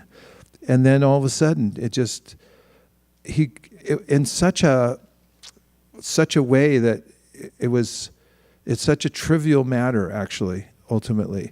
In fact, I've seen on the internet a few videos of little fawns that got separated from their mother, and it is a little compelling when a fawn comes up, and rubs against your leg, and then you think, oh, God, we can't, what are we going to do? Let's take him in, So when he realized that he had been snared again by Maya, and he had to take the body of a deer, then he had this intense feeling. Here he goes. Although in the body of a deer, Bharat Maharaj, due to his rigid devotional service in his past life, could understand the cause of his birth in that body. Considering his past and present life, he constantly repented his activities, speaking in the following way. Purport: this is a special concession for a devotee. Even if he attains a body that is non-human, by the grace of the Supreme Personality of Godhead, he advances further in devotional service, whether by remembering his past life or by natural causes. It is not easy for a common man to remember the activities of his past life, but Bharat Maharaj could remember his past activities due to his great sacrifices and engagement in devotional service. 29. In the body of a deer, Bharat Maharaj began to lament. What misfortune! I have fallen from the path of the self-realized. I gave up my real sons, wife, and home to advance in spiritual life, and I took shelter in a solitary holy place in the forest. I became self-controlled and self-realized, and I engaged constantly in devotional service, hearing, thinking, chanting, worshiping, and remembering the Supreme Personality of Godhead, Vasudeva. I was successful in my attempt, so much so that my mind was always absorbed in devotional service. However, due to my personal foolishness, My mind again became attached, this time to a deer. Now I have attained the body of a deer and have fallen far from my devotional practices. Purport: due to his stringent execution of devotional service, Maharaj Bharat could remember the activities of his past life, and now he was raised to the spiritual platform. And how he was raised to the spiritual platform. Due to his foolishness, he became attached to an insignificant deer and thus fell down and had to accept the body of a deer. This is significant for every devotee. If we misuse our position and think that we are fully engaged in devotional service and can do whatever we like, we have to suffer like Bharat Maharaj and be condemned to accept the type of body that impairs our devotional service. Only the human form is able to execute devotional service, but if we voluntarily give this up for sense gratification, we certainly have to be punished. This punishment is not exactly like that endured by an ordinary materialistic person. By the grace of the Supreme Lord, a devotee is punished in such a way that his eagerness to attain the lotus feet of Lord Vasudeva is increased. By his intense desire, he returns home in the next lifetime. Devotional service is very completely described here. Tad anushravana manana sankirtananar dananusmarana biyogena. The constant hearing and chanting of the glories of the Lord is recommended in Bhagavad Gita. Satatam kirtayanto mam yatantascha dradavrata. Those who have taken, everyone okay? Got enough air? You sure? Those who have taken to Krishna consciousness should be very careful that not a single moment is wasted and not a single moment is spent without chanting and remembering the Supreme Personality of Godhead in his activities. By his own actions and by the actions of his devotees, Krishna teaches us how to become cautious in devotional service. Through the medium of Bharat Maharaj, Krishna teaches us that we must be careful in the discharge of devotional service. If we want to keep our minds completely fixed without deviation, we must engage them in devotional service full time. As far as the members of the International Society for Krishna Consciousness are concerned, they have sacrificed everything to push on this Krishna consciousness movement. Yet they must take a lesson from the life of Bharat Maharaj to be very cautious and to see that not a single moment is wasted in frivolous talk, sleep, or voracious eating. Eating is not prohibited, but if we eat voraciously, we shall certainly sleep more than required. Sense gratification ensues, and we may be degraded to a lower form, life form. In that way, our spiritual progress may be checked, at least for the time being.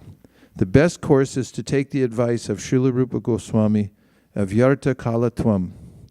We should see that every moment of our lives is utilized for the rendering of devotional service and nothing else. This is the secure position for one wanting to return home back to Godhead. It's a great lesson. And we also hear of this in the Bhagavatam when we get to visit the living entity within the womb, who becomes conscious of the fact that, again, I'm in a womb, and now I'm in serious trouble because the living entity who's fortunate in that situation, who remembers, begins to pray to the Lord, interestingly, that let me stay here. Because right now I'm conscious and I want to serve you. But as soon as I'm pushed out of the birth channel, the senses which are intrinsically connected to their objects in the material world, they're part and parcel, then I'll be externally focused and I'll forget again and I'll end up back here again. Have you ever had that sense? Here I go again. How did I get back here? And so developing this sense, never again, that we got from Bharat Maharaj. You can see it when he came in his next life as Jad Bharat. Never again. I don't care what anybody says. I don't care what anybody offers me. Whatever, I'm sticking to the strictest path there possibly is. He became dead to the world. Doesn't mean we become antisocial or drop out of everything, but we should have that resolve within our heart that this is it. No mas. No more messing around. Only Krishna consciousness. What do you think? Yes. Haribol. 2 points? Yes, Prabhu. It's better with air, right? Life goes better with air. Oh, and microphones too. We can offer microphones to these exalted souls who are dedicating their lives to Krishna consciousness and are about to speak. A couple of points. One, there was mentioned about one should not be voracious eater. Don't be voracious eater, and also speak into the mic. Hare Krishna. Yes. Yeah, so I was just recollecting that yesterday. You got to turn it just slightly. We had a Stanford program and Prasadam was good. So I was eating and thinking the next day is Ekadashi, so there will be little austerity. But then, but that's what Srila Prabhupada mentions. Next day you won't be able to eat. Get up. So it was hard to get up because of yesterday. And other thing I was thinking is, I was just reflecting on the point where Srila Prabhupada mentions, if we misuse our position and think that we are fully engaged in devotional service and can do whatever we like, we have to suffer like Bharat Maharaj. And then Srila Prabhupada writes at the bottom that we should be careful. Just reflecting that it's important that we don't misuse. There's a mood there's a word that describes that, entitlement. And entitlement is our enemy. The opposite of that is akinchana. Kinchana means I'm not entitled to anything. I don't have any asset. I'm only here as a beggar. Who let me in? I don't know. But somehow or other I got in here with these exalted souls, and I'm given a chance. Don't think like I deserve something now, because as soon as you do, Kunti says, then to the degree that you have entitlement, to that degree you can't get pure devotional service. So develop this sense of I'm the servant of the servant of the servant, and somehow somebody made a mistake and let me in here. And I just happen to be here, and even if they did let me in, I'm the runt of the litter, and I'm not going to survive without the help of the devotees. Okay, one more. Yes. I liked in the translation, Bharat Maharaj is saying that because of my foolishness, I got the body of deer. Sometimes, like what I think is, oh Krishna, I am doing devotional service. You should protect me. Why are you doing this? But here, Bharat Maharaj is saying that because of my foolishness, I got the body of deer, and I don't think like that. I think, oh, I was doing devotional service. Why this happened to me like that? Yeah, so that's one of the quintessential attitudes that the Bhagavatam invites us to develop. Tatenu kampam susamikshimanu bunchana evatma kritam vipakam. Vipakam, there's a hellish place called Kumbhipaka, and vipakam means that there's an old saying: if you find yourself in a hole, stop digging. Also, if you find yourself cooking in a pot, turn the fire off. Stop cooking yourself. So there's this sense that I'm doing it to myself. Tatenu kampam susamikshimanu bunjana evatma kritam vipakam. You're cooking yourself in the material world by your errant decisions. So if you find yourself in that situation, then don't blame anybody else but yourself. Take responsibility for it, and also find that it's Krishna's mercy to instruct you how to do that. It may not come to you all at once, but yes, please.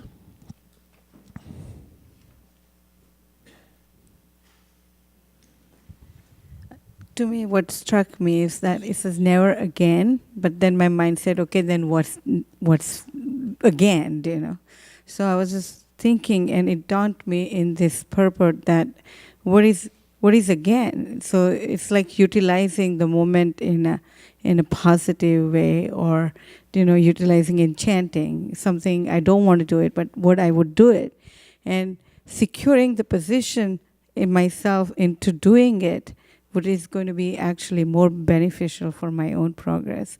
So that's why I was thinking how never again would be easier, because securing position into something and utilizing into the more devotional service or something, engaging in mind in a different manner. Yeah, excellent point. And that's really the impetus from all of these is to take shelter of Krishna through the process of devotional service. Srivas Prabhu. I mean, and thank you for bringing up the point of cooking oneself. And in case it seems a little overtly macabre, so to speak, Yudhishthira Maharaj, when he was questioned by Yaksha about different things, and then one of the questions he was asked is like, Yaksha asks Yudhishthira Maharaj is, what's the news of this material world? And he says, Asmin maha moha mahe katahe suaryagni ratri divendanena Masa rutu darvi paragattanena bhutani kalo pachaditi vartaha. So he says that this material world is like a frying pan, and it is being lighted up by the fire of sun. The days and night are the fuel. And then the months and the seasons are the ladle that churns. And then who is the cook? Then the living entities are being cooked in this fire, and the time is eating all of them. That is the news of this material world. Just in case it seems pretty, it is very much backed by the scripture about what is the news of this material existence.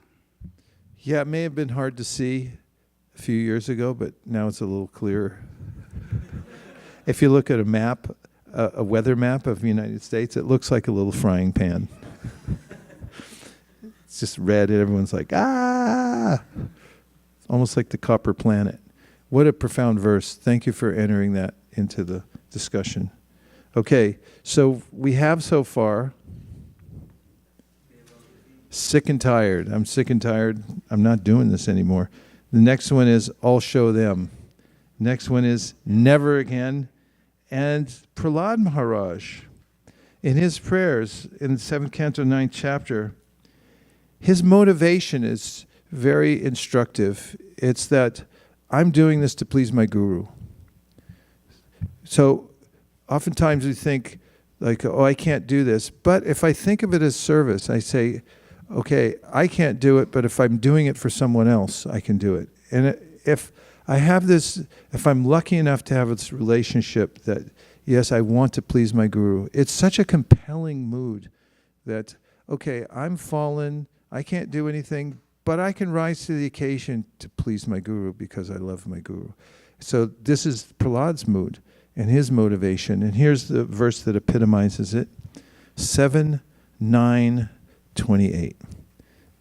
Evam janam dipatitam pravavahi kupe kama bikamam anuya prapatam prasangad kridvatmasat surashina bhagavan grihita soham katam nuvisrajeta vabrityasevam.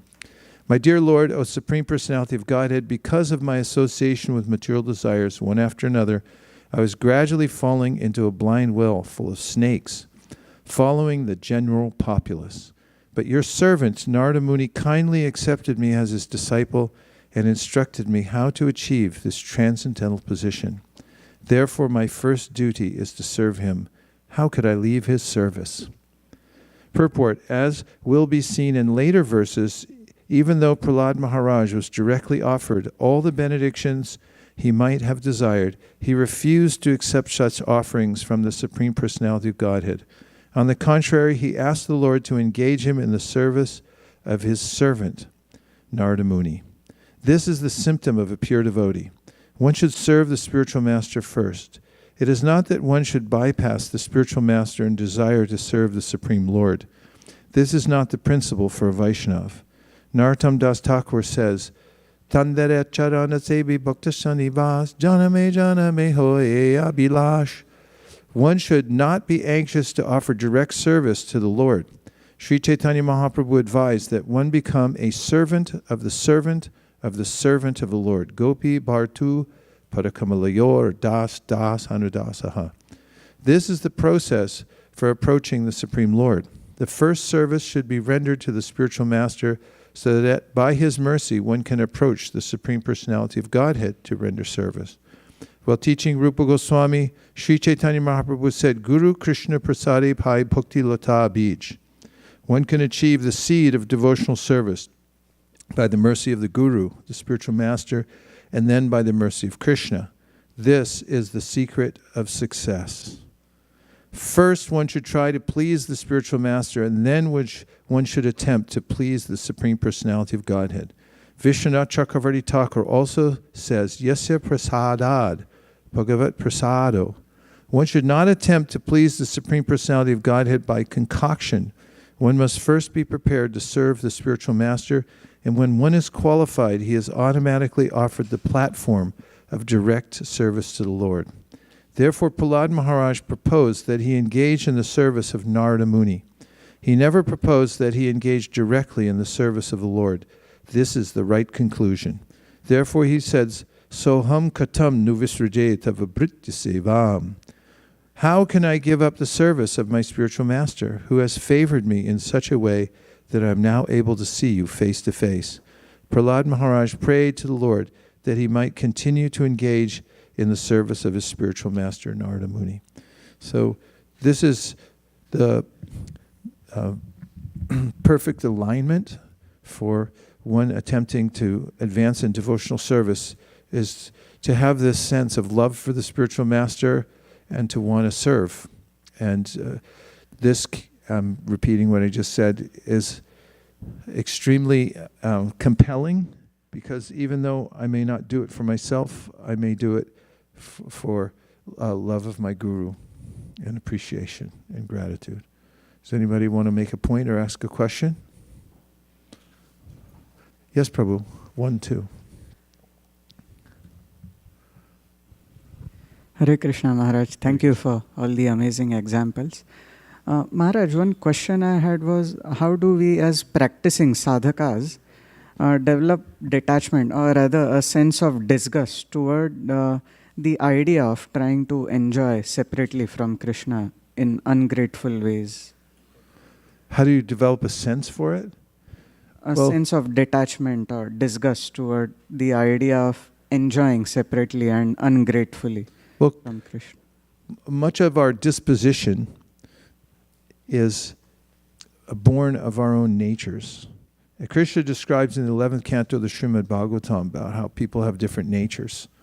So in fact, in teaching Uddhava, he says those who are extremely disgusted with the material world, their adhikari is for gyan. Those who are extremely interested in enjoying the material world, their path is karma. But for those who have a balanced view of life, they're disgusted with the material world, and they also know how to live in the material world and take just enough sense gratification so that they can be healthy and fit. They're for bhakti. They see both sides. So how do we become more disgusted? It's not that necessarily we have to try for it. Although Krishna says also to Uddhava in the 11th canto of the Srimad-Bhagavatam that he says that there's 4 kinds of evidence one should use. Shruti pratyaksham aitiyam, anumanam chatushtayam, pramaneshvanavastanad vikalpat savirajite. So it's vikalpat savirajite means you should develop a sense that the material world is unstable. Avanastanad. It's not stable, it's not going to stick. By using Anuman, see that you look at a geological map or a geopolitical map and just see how everything's always changing. And also see for yourself how everything falls apart in your life, and also take it from Shastra, and also from traditional wisdom. There are lots of sayings about that, how things slip through your fingers. And in that way, he said, become a little detached from the material world. Disgust sort of comes of its own accord, I think. Yes, Prabhu.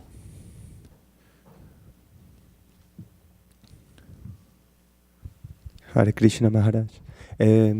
You spoke about Mahatma Das. You say something about him. And I remember that he said that we have like a level zero of satisfaction, and each one have different type of satisfaction in order to their karma and lifestyle, and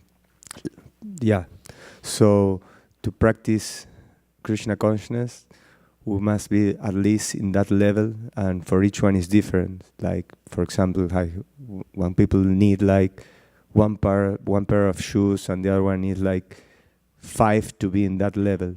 So that detachment is like specific for each one, and of course we must see if that desires are growing or are going down.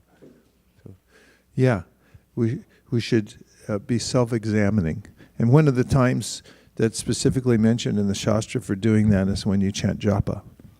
Because it's a time, swadhyayaha, when you observe yourself and say, how much do I like this? Can I even sit here and do this? Or am I being called in every direction? If you don't measure yourself, if you don't observe yourself, then you can't know if you're improving or not. It's like one's biometrics. If you don't measure them, then anything can happen. Like, people never check in to see how their bodies are doing. Oftentimes they get surprised, like, hey, guess what? You're really ill. You didn't even know it because, you haven't been watching. And therefore, because you weren't watching, measuring, trying to stay at a certain level, then you kind of, you lost the sense of what was okay to eat and not to eat and so forth. So we have to measure ourselves and see how we're doing. Okay, the last one. Are you ready? Yes. Okay, this comes from Gajendra. And his mood is epitomized by this following statement. I need help. I need help. I once, as I've said many times before, but I love the story, obviously, that I was distributing books in Santa Cruz on the street. I was with our beloved previous Pujari, who went away to take care of his mother and then could never come back because of visa problems. And we haven't seen him since. That day he walked out of the temple and said, I'll be right back.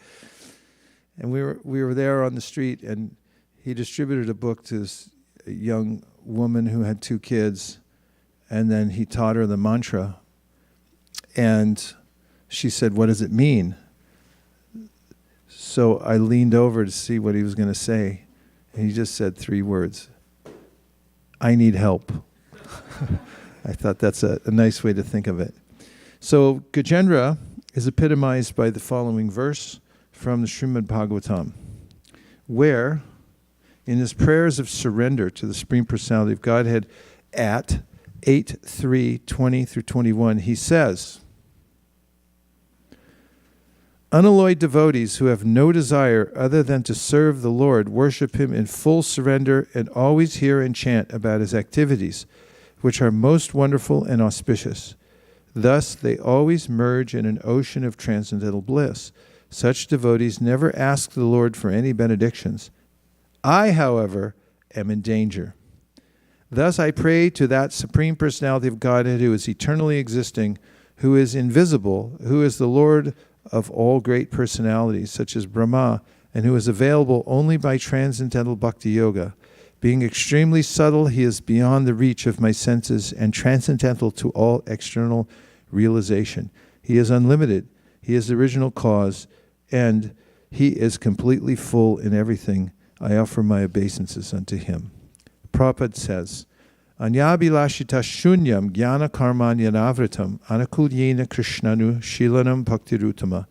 One should render transcendental loving service to the Supreme Lord Krishna favorably and without desire for material profit or gain through fruit of activity or philosophical speculation. That is called pure devotional service. Unalloyed devotees have nothing to ask from the Supreme Personality of Godhead, but Gajendra, the king of the elephants, was circumstantially asking for an immediate benediction because he had no other way to be rescued. Sometimes, when there is no alternative, a pure devotee, being fully dependent on the mercy of the Supreme Lord, prays for some benediction. But in such a prayer, there's also regret. One who always hears and chants about the transcendental pastimes of the Lord is always situated on the platform on which he has nothing to ask in terms of material benefits. Unless one is a completely pure devotee, one cannot enjoy the transcendental bliss derived from chanting and dancing in the ecstasy of the Sankirtan movement. Such ecstasy is not possible for an ordinary devotee. Lord Sri Chaitanya Mahaprabhu showed us how one can enjoy transcendental bliss simply by chanting, hearing, and dancing in ecstasy. This is Bhakti Yoga. Therefore, the king of the elephants, Gajendra, said, Adhyatmika Yoga Gamyam, indicating that unless one is situated in this transcendental platform, one cannot approach the Supreme Lord. The benediction of being able to approach the Lord can be achieved after many, many births. Yet Sri Chaitanya Mahaprabhu has awarded this benediction to everyone, even to the fallen souls who have no heritage of anything in spiritual life. That's a nice phrase. That is actually being seen in the Krishna consciousness movement. Therefore, the path of Bhakti Yoga is a spotless process by which to approach the Supreme Personality of Godhead. Bhaktya hum ikayagrayam. Only through devotional service can one approach the Supreme Lord. The Lord says in Bhagavad Gita, Maya sakta manaparta yogam yunjan marashraya asamshayam shamagramam yatagyasasi tachrinu. Now hear, O son of Pritha Arjuna, how by practicing yoga in full consciousness of me, with mind attached to me, you can know me in full, free from doubt. Simply by being attached to Krishna consciousness and by thinking of the lotus feet of Krishna constantly, one can fully understand the Supreme Personality of Godhead without a doubt. Last couple points, and then we'll have some announcements. And that is that for devotees whose lives are fully dedicated to Krishna, asking for help at particular junctures is not prohibited, because, as is given by Jiva Goswami and Vishwanath Chakravarti Thakur in their commentaries to the Bhakti Rasamrita Sindhu, one's body is used as an instrument to serve Krishna. One's family also is integral in one's existence here in the material world and practice of devotional service.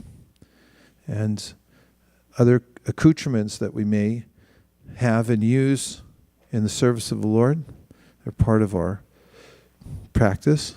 And therefore, if the devotee happens to ask the Lord, please help when there's an emergency, this is not outside the realm of pure devotional service. It's, first of all, it's natural.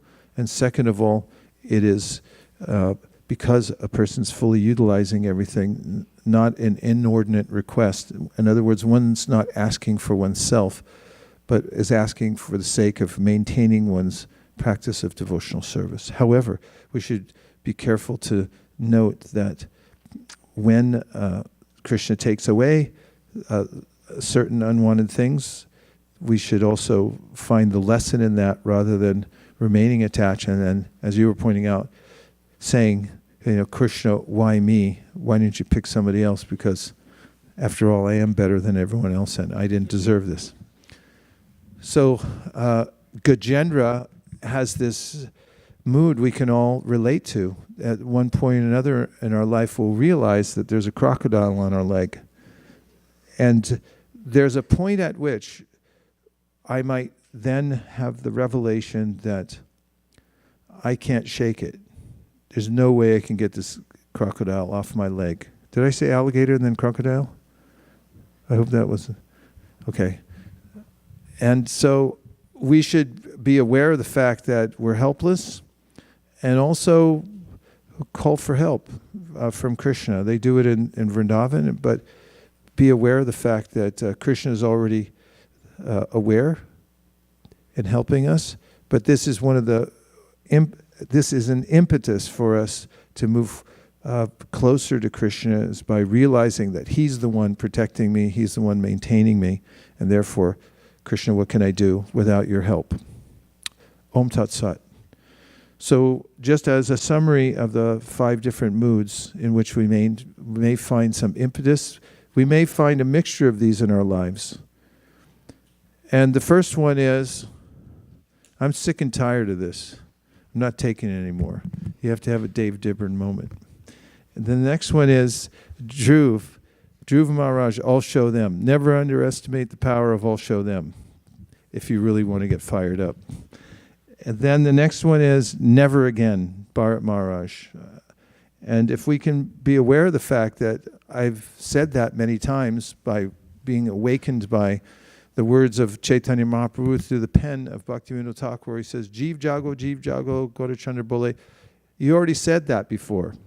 Realize that you've said it billions of times in billions of wombs, where he said, never again, never again. Oops, I forgot. And now I start over again. So try to become fully aware of that and say never again with your heart. Prahlad Maharaj, only please my Guru. And if you can't do it for yourself, do it for your Guru. Peter Burwash Prabhu, who I'm sorry to say recently passed away from this world, just recently on the 7th of July. I wasn't informed. I thought I would be, but somehow it didn't happen. And because he had asked me that if it comes up, could you come down? And I said, absolutely yes. But I called a few times and I didn't hear anything back. And then all of a sudden I just got the news that he was already gone.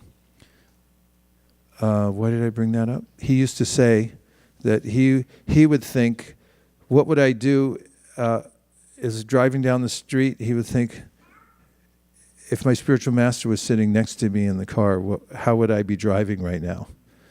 Would I curse at somebody when they didn't put on their turn signal? Or would I turn on the radio and listen to, K-pop or whatever that's called? And so forth. So, there's a way to kind of consider things in light of service to my spiritual master that may bring us to a higher level that we wouldn't do for ourselves. It's kind of an amazing principle. And then finally, Gajendra, I need help. Everyone say, I need help. I need help. Yeah, so we can call out to the Lord for his help in that way. Thank you very much for your kind attention. It was certainly extensive. Yes, Malini? Prabhu, the point that you were mentioning about Devahutis, that she was frustrated, disgusted. I was thinking that many people in the life go through these situations, and some may take help from things may not necessarily be helping. But I was thinking how that connects to Prahlad's prayer that, you have kindly sent me a spiritual master, so I just want to serve my spiritual master. So it's also to know what is the right solution is also very important. And I was thinking how when you go out on Sankirtan, you meet a lot of people who are in this situation of frustration. Sometimes they may not even know that they need help, but the devotees somehow give them spiritual knowledge and the right medicine. So I was just reflecting how it's so important. Such a good point. By giving Krishna consciousness, we see its efficacy for ourselves. We also see the various human conditions, and in administering the medicine, we also realize how much we need it as well. I have to say, last night, when we were watching the different people interact with the presence of the Supreme Personality of God in the form of His holy name, it's quite interesting. I mean, the world gets animated around the holy name. There were those couple of dancers, and I really felt like they were sincerely trying to, in the obviously state of intoxication and so forth, but they could have danced anywhere. And they weren't doing it in a menacing way, although, sometimes it felt, it was like slightly annoying, but that very slight feeling was, I felt much more, I felt that, wow, they're actually, like, Krishna's taking this as, as a service. They're trying to do something. They're really trying hard. I mean, I don't know how they kept it up for so long. calisthenics, push-ups, kung fu moves, everything, ballet, Michael Jackson, everything mixed in, and just so sincerely trying to like show like we're with you, we're dancing here. And when we watch how other people become mesmerized by the holy name and how it goes out, then we realize that we really have a blessing. So to realize the blessing we have in our life, we have to give it out as much as possible. And the more we can distribute it, this is one of the meanings to the Chaitanya Charitamrita saying that the more that the members of the Panchatattva distributed the contents, the more it's increased. So it increases in us. That's one of the ways that it increases. We give it out, and then we have this more of a perspective of what it is we're giving, because we see how it brings people alive. And we say, wow, it can really do that? Maybe I should take it more seriously. Oh, goodness gracious. Yeah, we have to stop. So we'll take these later because it's 10 to 10. We still have announcements, and everyone's got to make it to their next programs, and everyone was up late last night. Is that the right thing to do? Yeah, okay. So now we have some announcements. First, we have a very short announcement from Bhakti Community, and then a brief announcement from our Sankirtan department. And we also want to thank everyone who joined us on Zoom today. Let's please give them a warm Hare Krishna.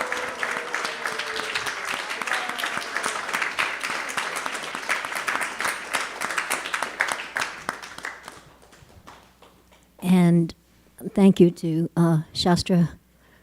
Oh, yes. I would like to thank Shastra Sar Prada. I had this idea last night. I just kind of sketched it down in my book, but while we were driving to the temple this morning, I called Shastra Sar Prada and I said, I need some references. I said, where are you? And he said, I'm at the temple. And he just finished his rounds.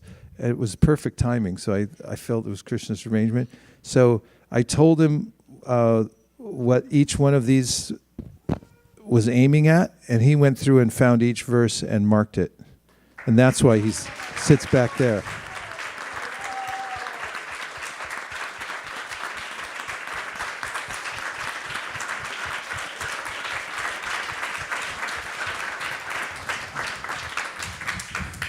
Yet again lives up to his name. Hare Krishna. Hare Krishna, thank you for the opportunity to talk about Bhakti community. We are actually very happy to share that we had an afternoon with Vaish, a program that we conducted a couple of weeks ago, and it was attended totally by 65 participants. And many newcomers joined from Bhakti community.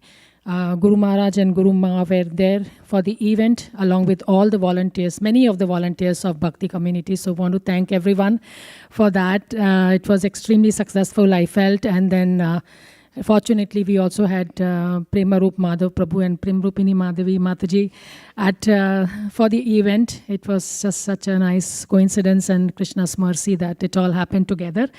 And serving everyone during this occasion, actually, when Maharaj was saying that, when you give Krishna consciousness, then you understand the efficacy of it, and then when you administer the medicine, you understand how much you yourself need it, and that's what I felt, how much I myself needed it. And I want to thank all the volunteers who encouraged the newcomers to join the program. And special thanks to Krishna Sakha Prabhu and Kautukarvana Prabhu. Also to Sundaranand Prabhu to bring devotees actually Kautukarvana Prabhu had said in the beginning of the year, this is the year of making the bhaktas. And I was thinking like how Krishna makes the impossible possible. And when we were seeing this event, this is what I was seeing, how this thing has come into reality, and we're visualizing all these things. We have a very short video. We didn't take a lot of things on that day from a video perspective. It was an Ekadashi day, and we tried to make an opulent Ekadashi prasadam for all the newcomers to give them a taste of what we do on Ekadashi and how life could be so simple also on Ekadashi.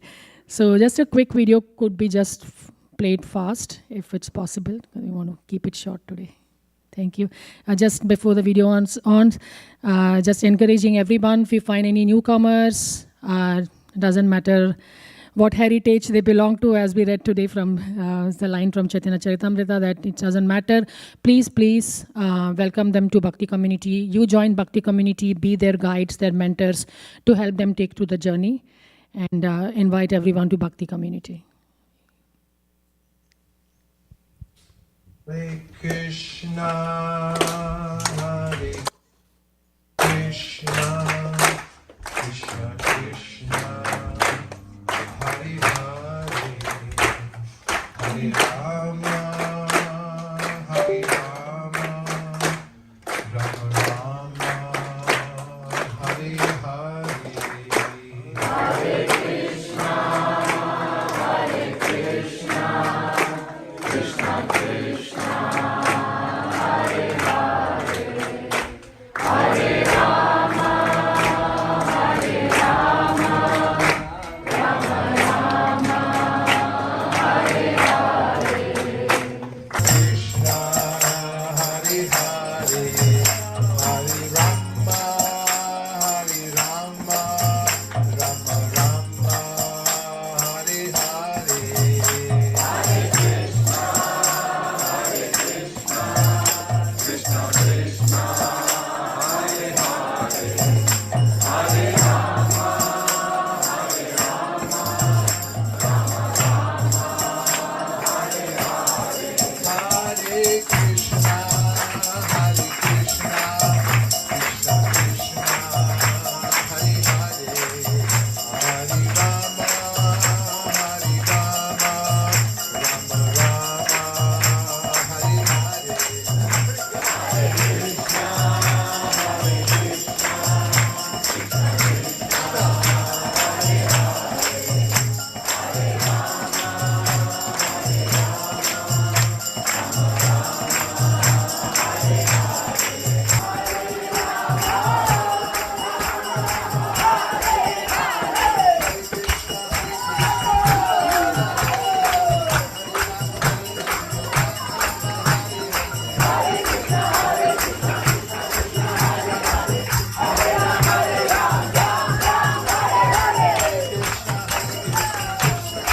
Krishna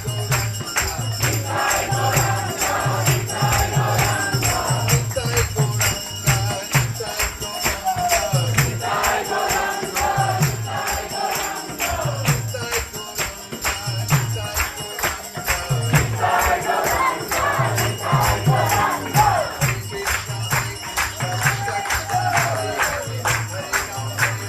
Hare Hare, Hare Rama, Hare Rama,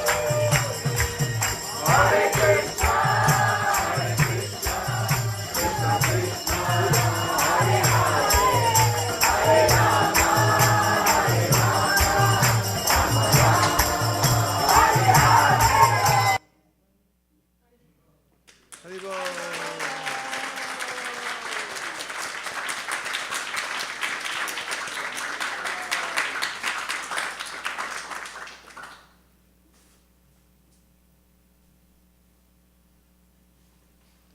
Hare Krishna, Hare Krishna, Krishna. Oh, that's it? Okay. Thank you very much. Bhakti community is making a huge difference, not just here, but all over the world. We'd like to thank Prema and Premi for coming here all the way and staying for several weeks.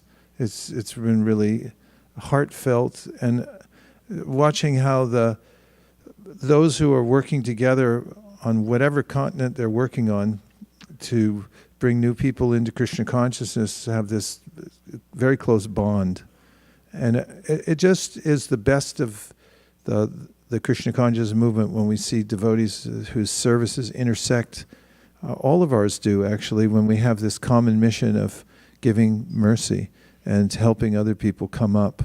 So you two are doing that in such a effulgent way. It's self-evident, the ways that you're being empowered by Lord Chaitanya Mahaprabhu, and we're really grateful that you took the time to come all the way here and spend a few weeks. Hare Krishna.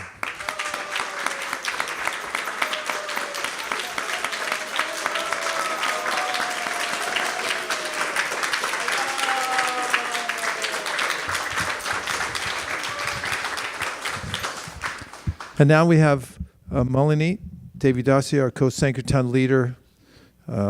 We just received word this morning that SKP is on his way back from South India. Saw some glorious pictures of temples down there, and he'll be back in the nick of time to help us hit our goal of 2,500 Srimad-Bhagavatam sets. Malini. Thank you, sir. I just wanted to highlight that we make a lot of announcements about the spots we are going for book distribution. I also wanted to highlight that there's a lot of background that happens for us to even get to the spots. And I want to acknowledge Ananda Kishore Prabhu, who is every week he finds out all the spots. And last week, Krishna Prabhu went to the festival, which is World Fest, and where he distributed 7 Bhagavatam sets at an American festival. It takes a lot of time to find those festivals. And this week also he found another festival, which is the art festival in Sacramento. And Kautukarna Prabhu and Naveen Prabhu went there already to distribute books. It's a 2-week festival. We're just finding out all these new things, but also wanted to acknowledge the background work put by Ananda Kishore Prabhu for all of this.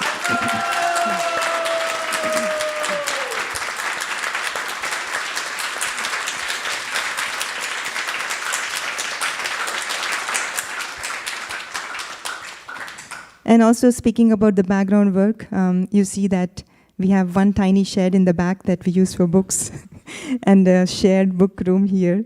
There were a lot of discussions that happened, and finally there was a book storage that was procured last month.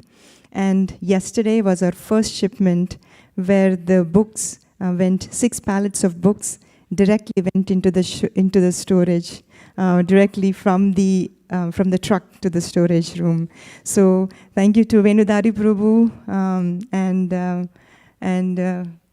okay, Prabhu is not here, and his team of devotees who are constantly thinking of how to make sure that we have supply of books always available in spite of shortages and everything. So all the devotees here can go out without any anxiety of not having the books. So wanted to thank Venudari Prabhu and his team.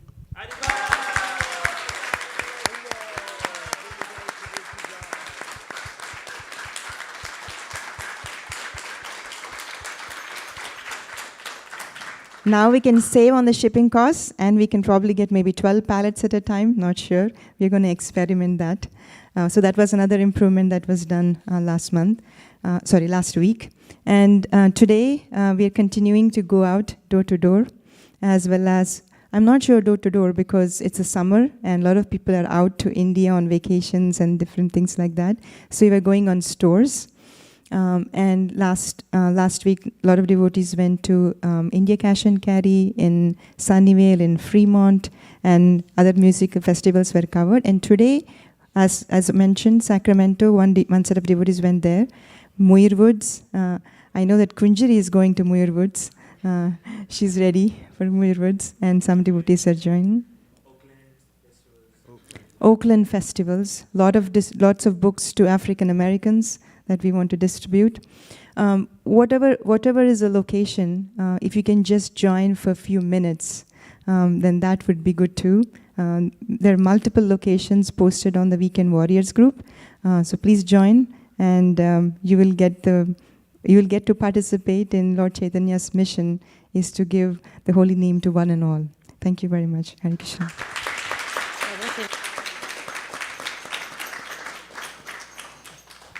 Sukeshwari wants to show the courses that are being offered for Bhagavat Seva. That will be displayed on the screen in just a second. So there is a DT worship seminar that is being conducted by His Grace Gauranga Darshan Prabhu. You want to announce? So I just want to mention that we have a DT worship seminar from August to December by Gauranga Darshan Prabhu and his team from Govardhan Eco Village. And we also have another course that's available that's just beginning now. It's the 17 questions asked by Arjuna to Krishna. So I request all of you to, please register. And we also have online Sunday school in case somebody is not able to come in person. So I will send out this again. Please help us, do a lot of advertisement. Thank you.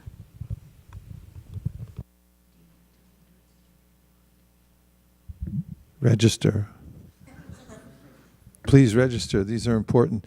If you take one class from an expert and just spend a little time concentrating, you'll get a quantum leap in your practice of devotional service. These are great luminaries who are teaching these classes to get their association and the advantage of the kind of ways they not only organize the information but present it with full realization is invaluable. So I highly recommend that you register. Hare Krishna. And we're going to now have a Guru Puja. So we're going to put away all the asanas and roll up this rug, which is a really big asana. And then we're going to assemble before Srila Prabhupada and have a worship ceremony.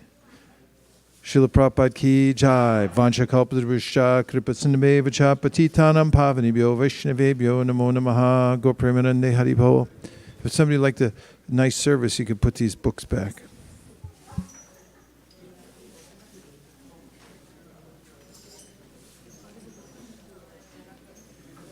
Nice job. Everyone was pinpoint accurate, right on it. Your description was very perfect for what I was looking for. Yeah. So I saw the. I was thinking like Yeah.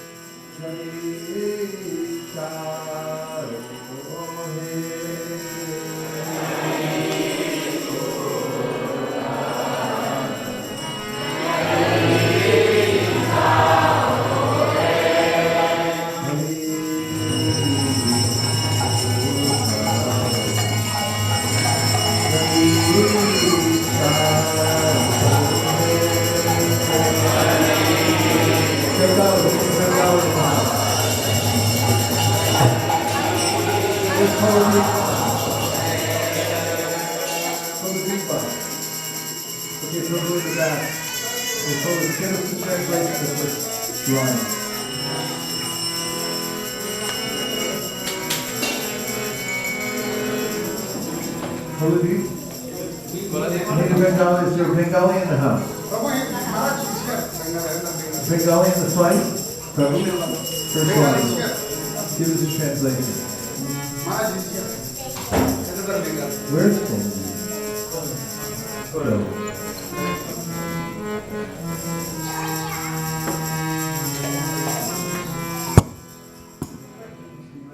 Working? Okay. Kali ke upar kaal- okay. If you want to get rid of the meanness of the dog of Kali, then you have to chant the holy names of the Kali Yuga Pavan Sachinandan Gaurari.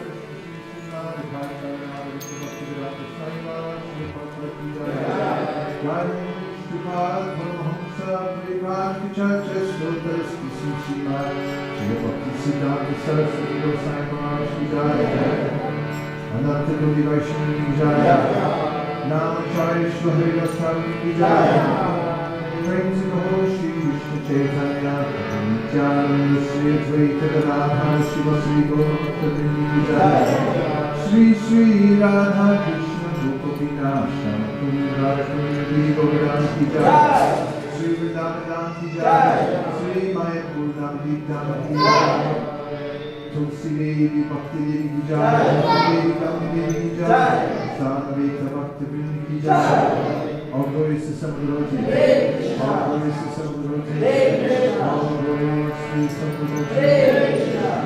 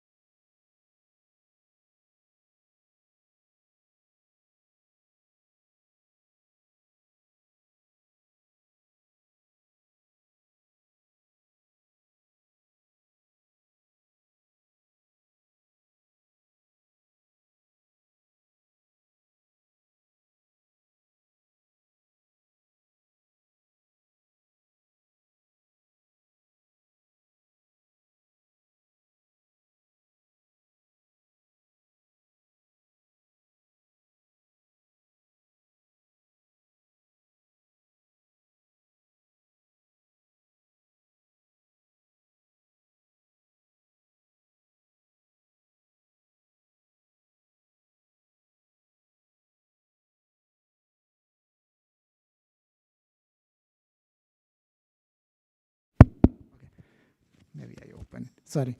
For the LA, if you're planning to go and haven't made your arrangement, there is a discounted hotel. We have negotiated. It's pretty cheap. So just let me know.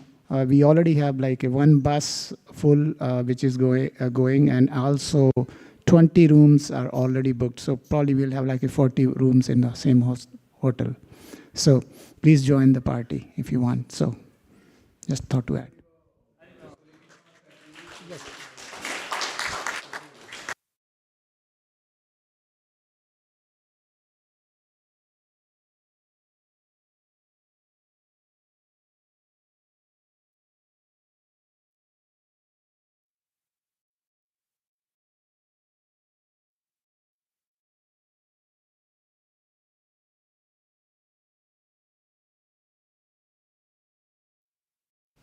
Hare Krishna, today's prasadam was made by Hansapriya Mataji.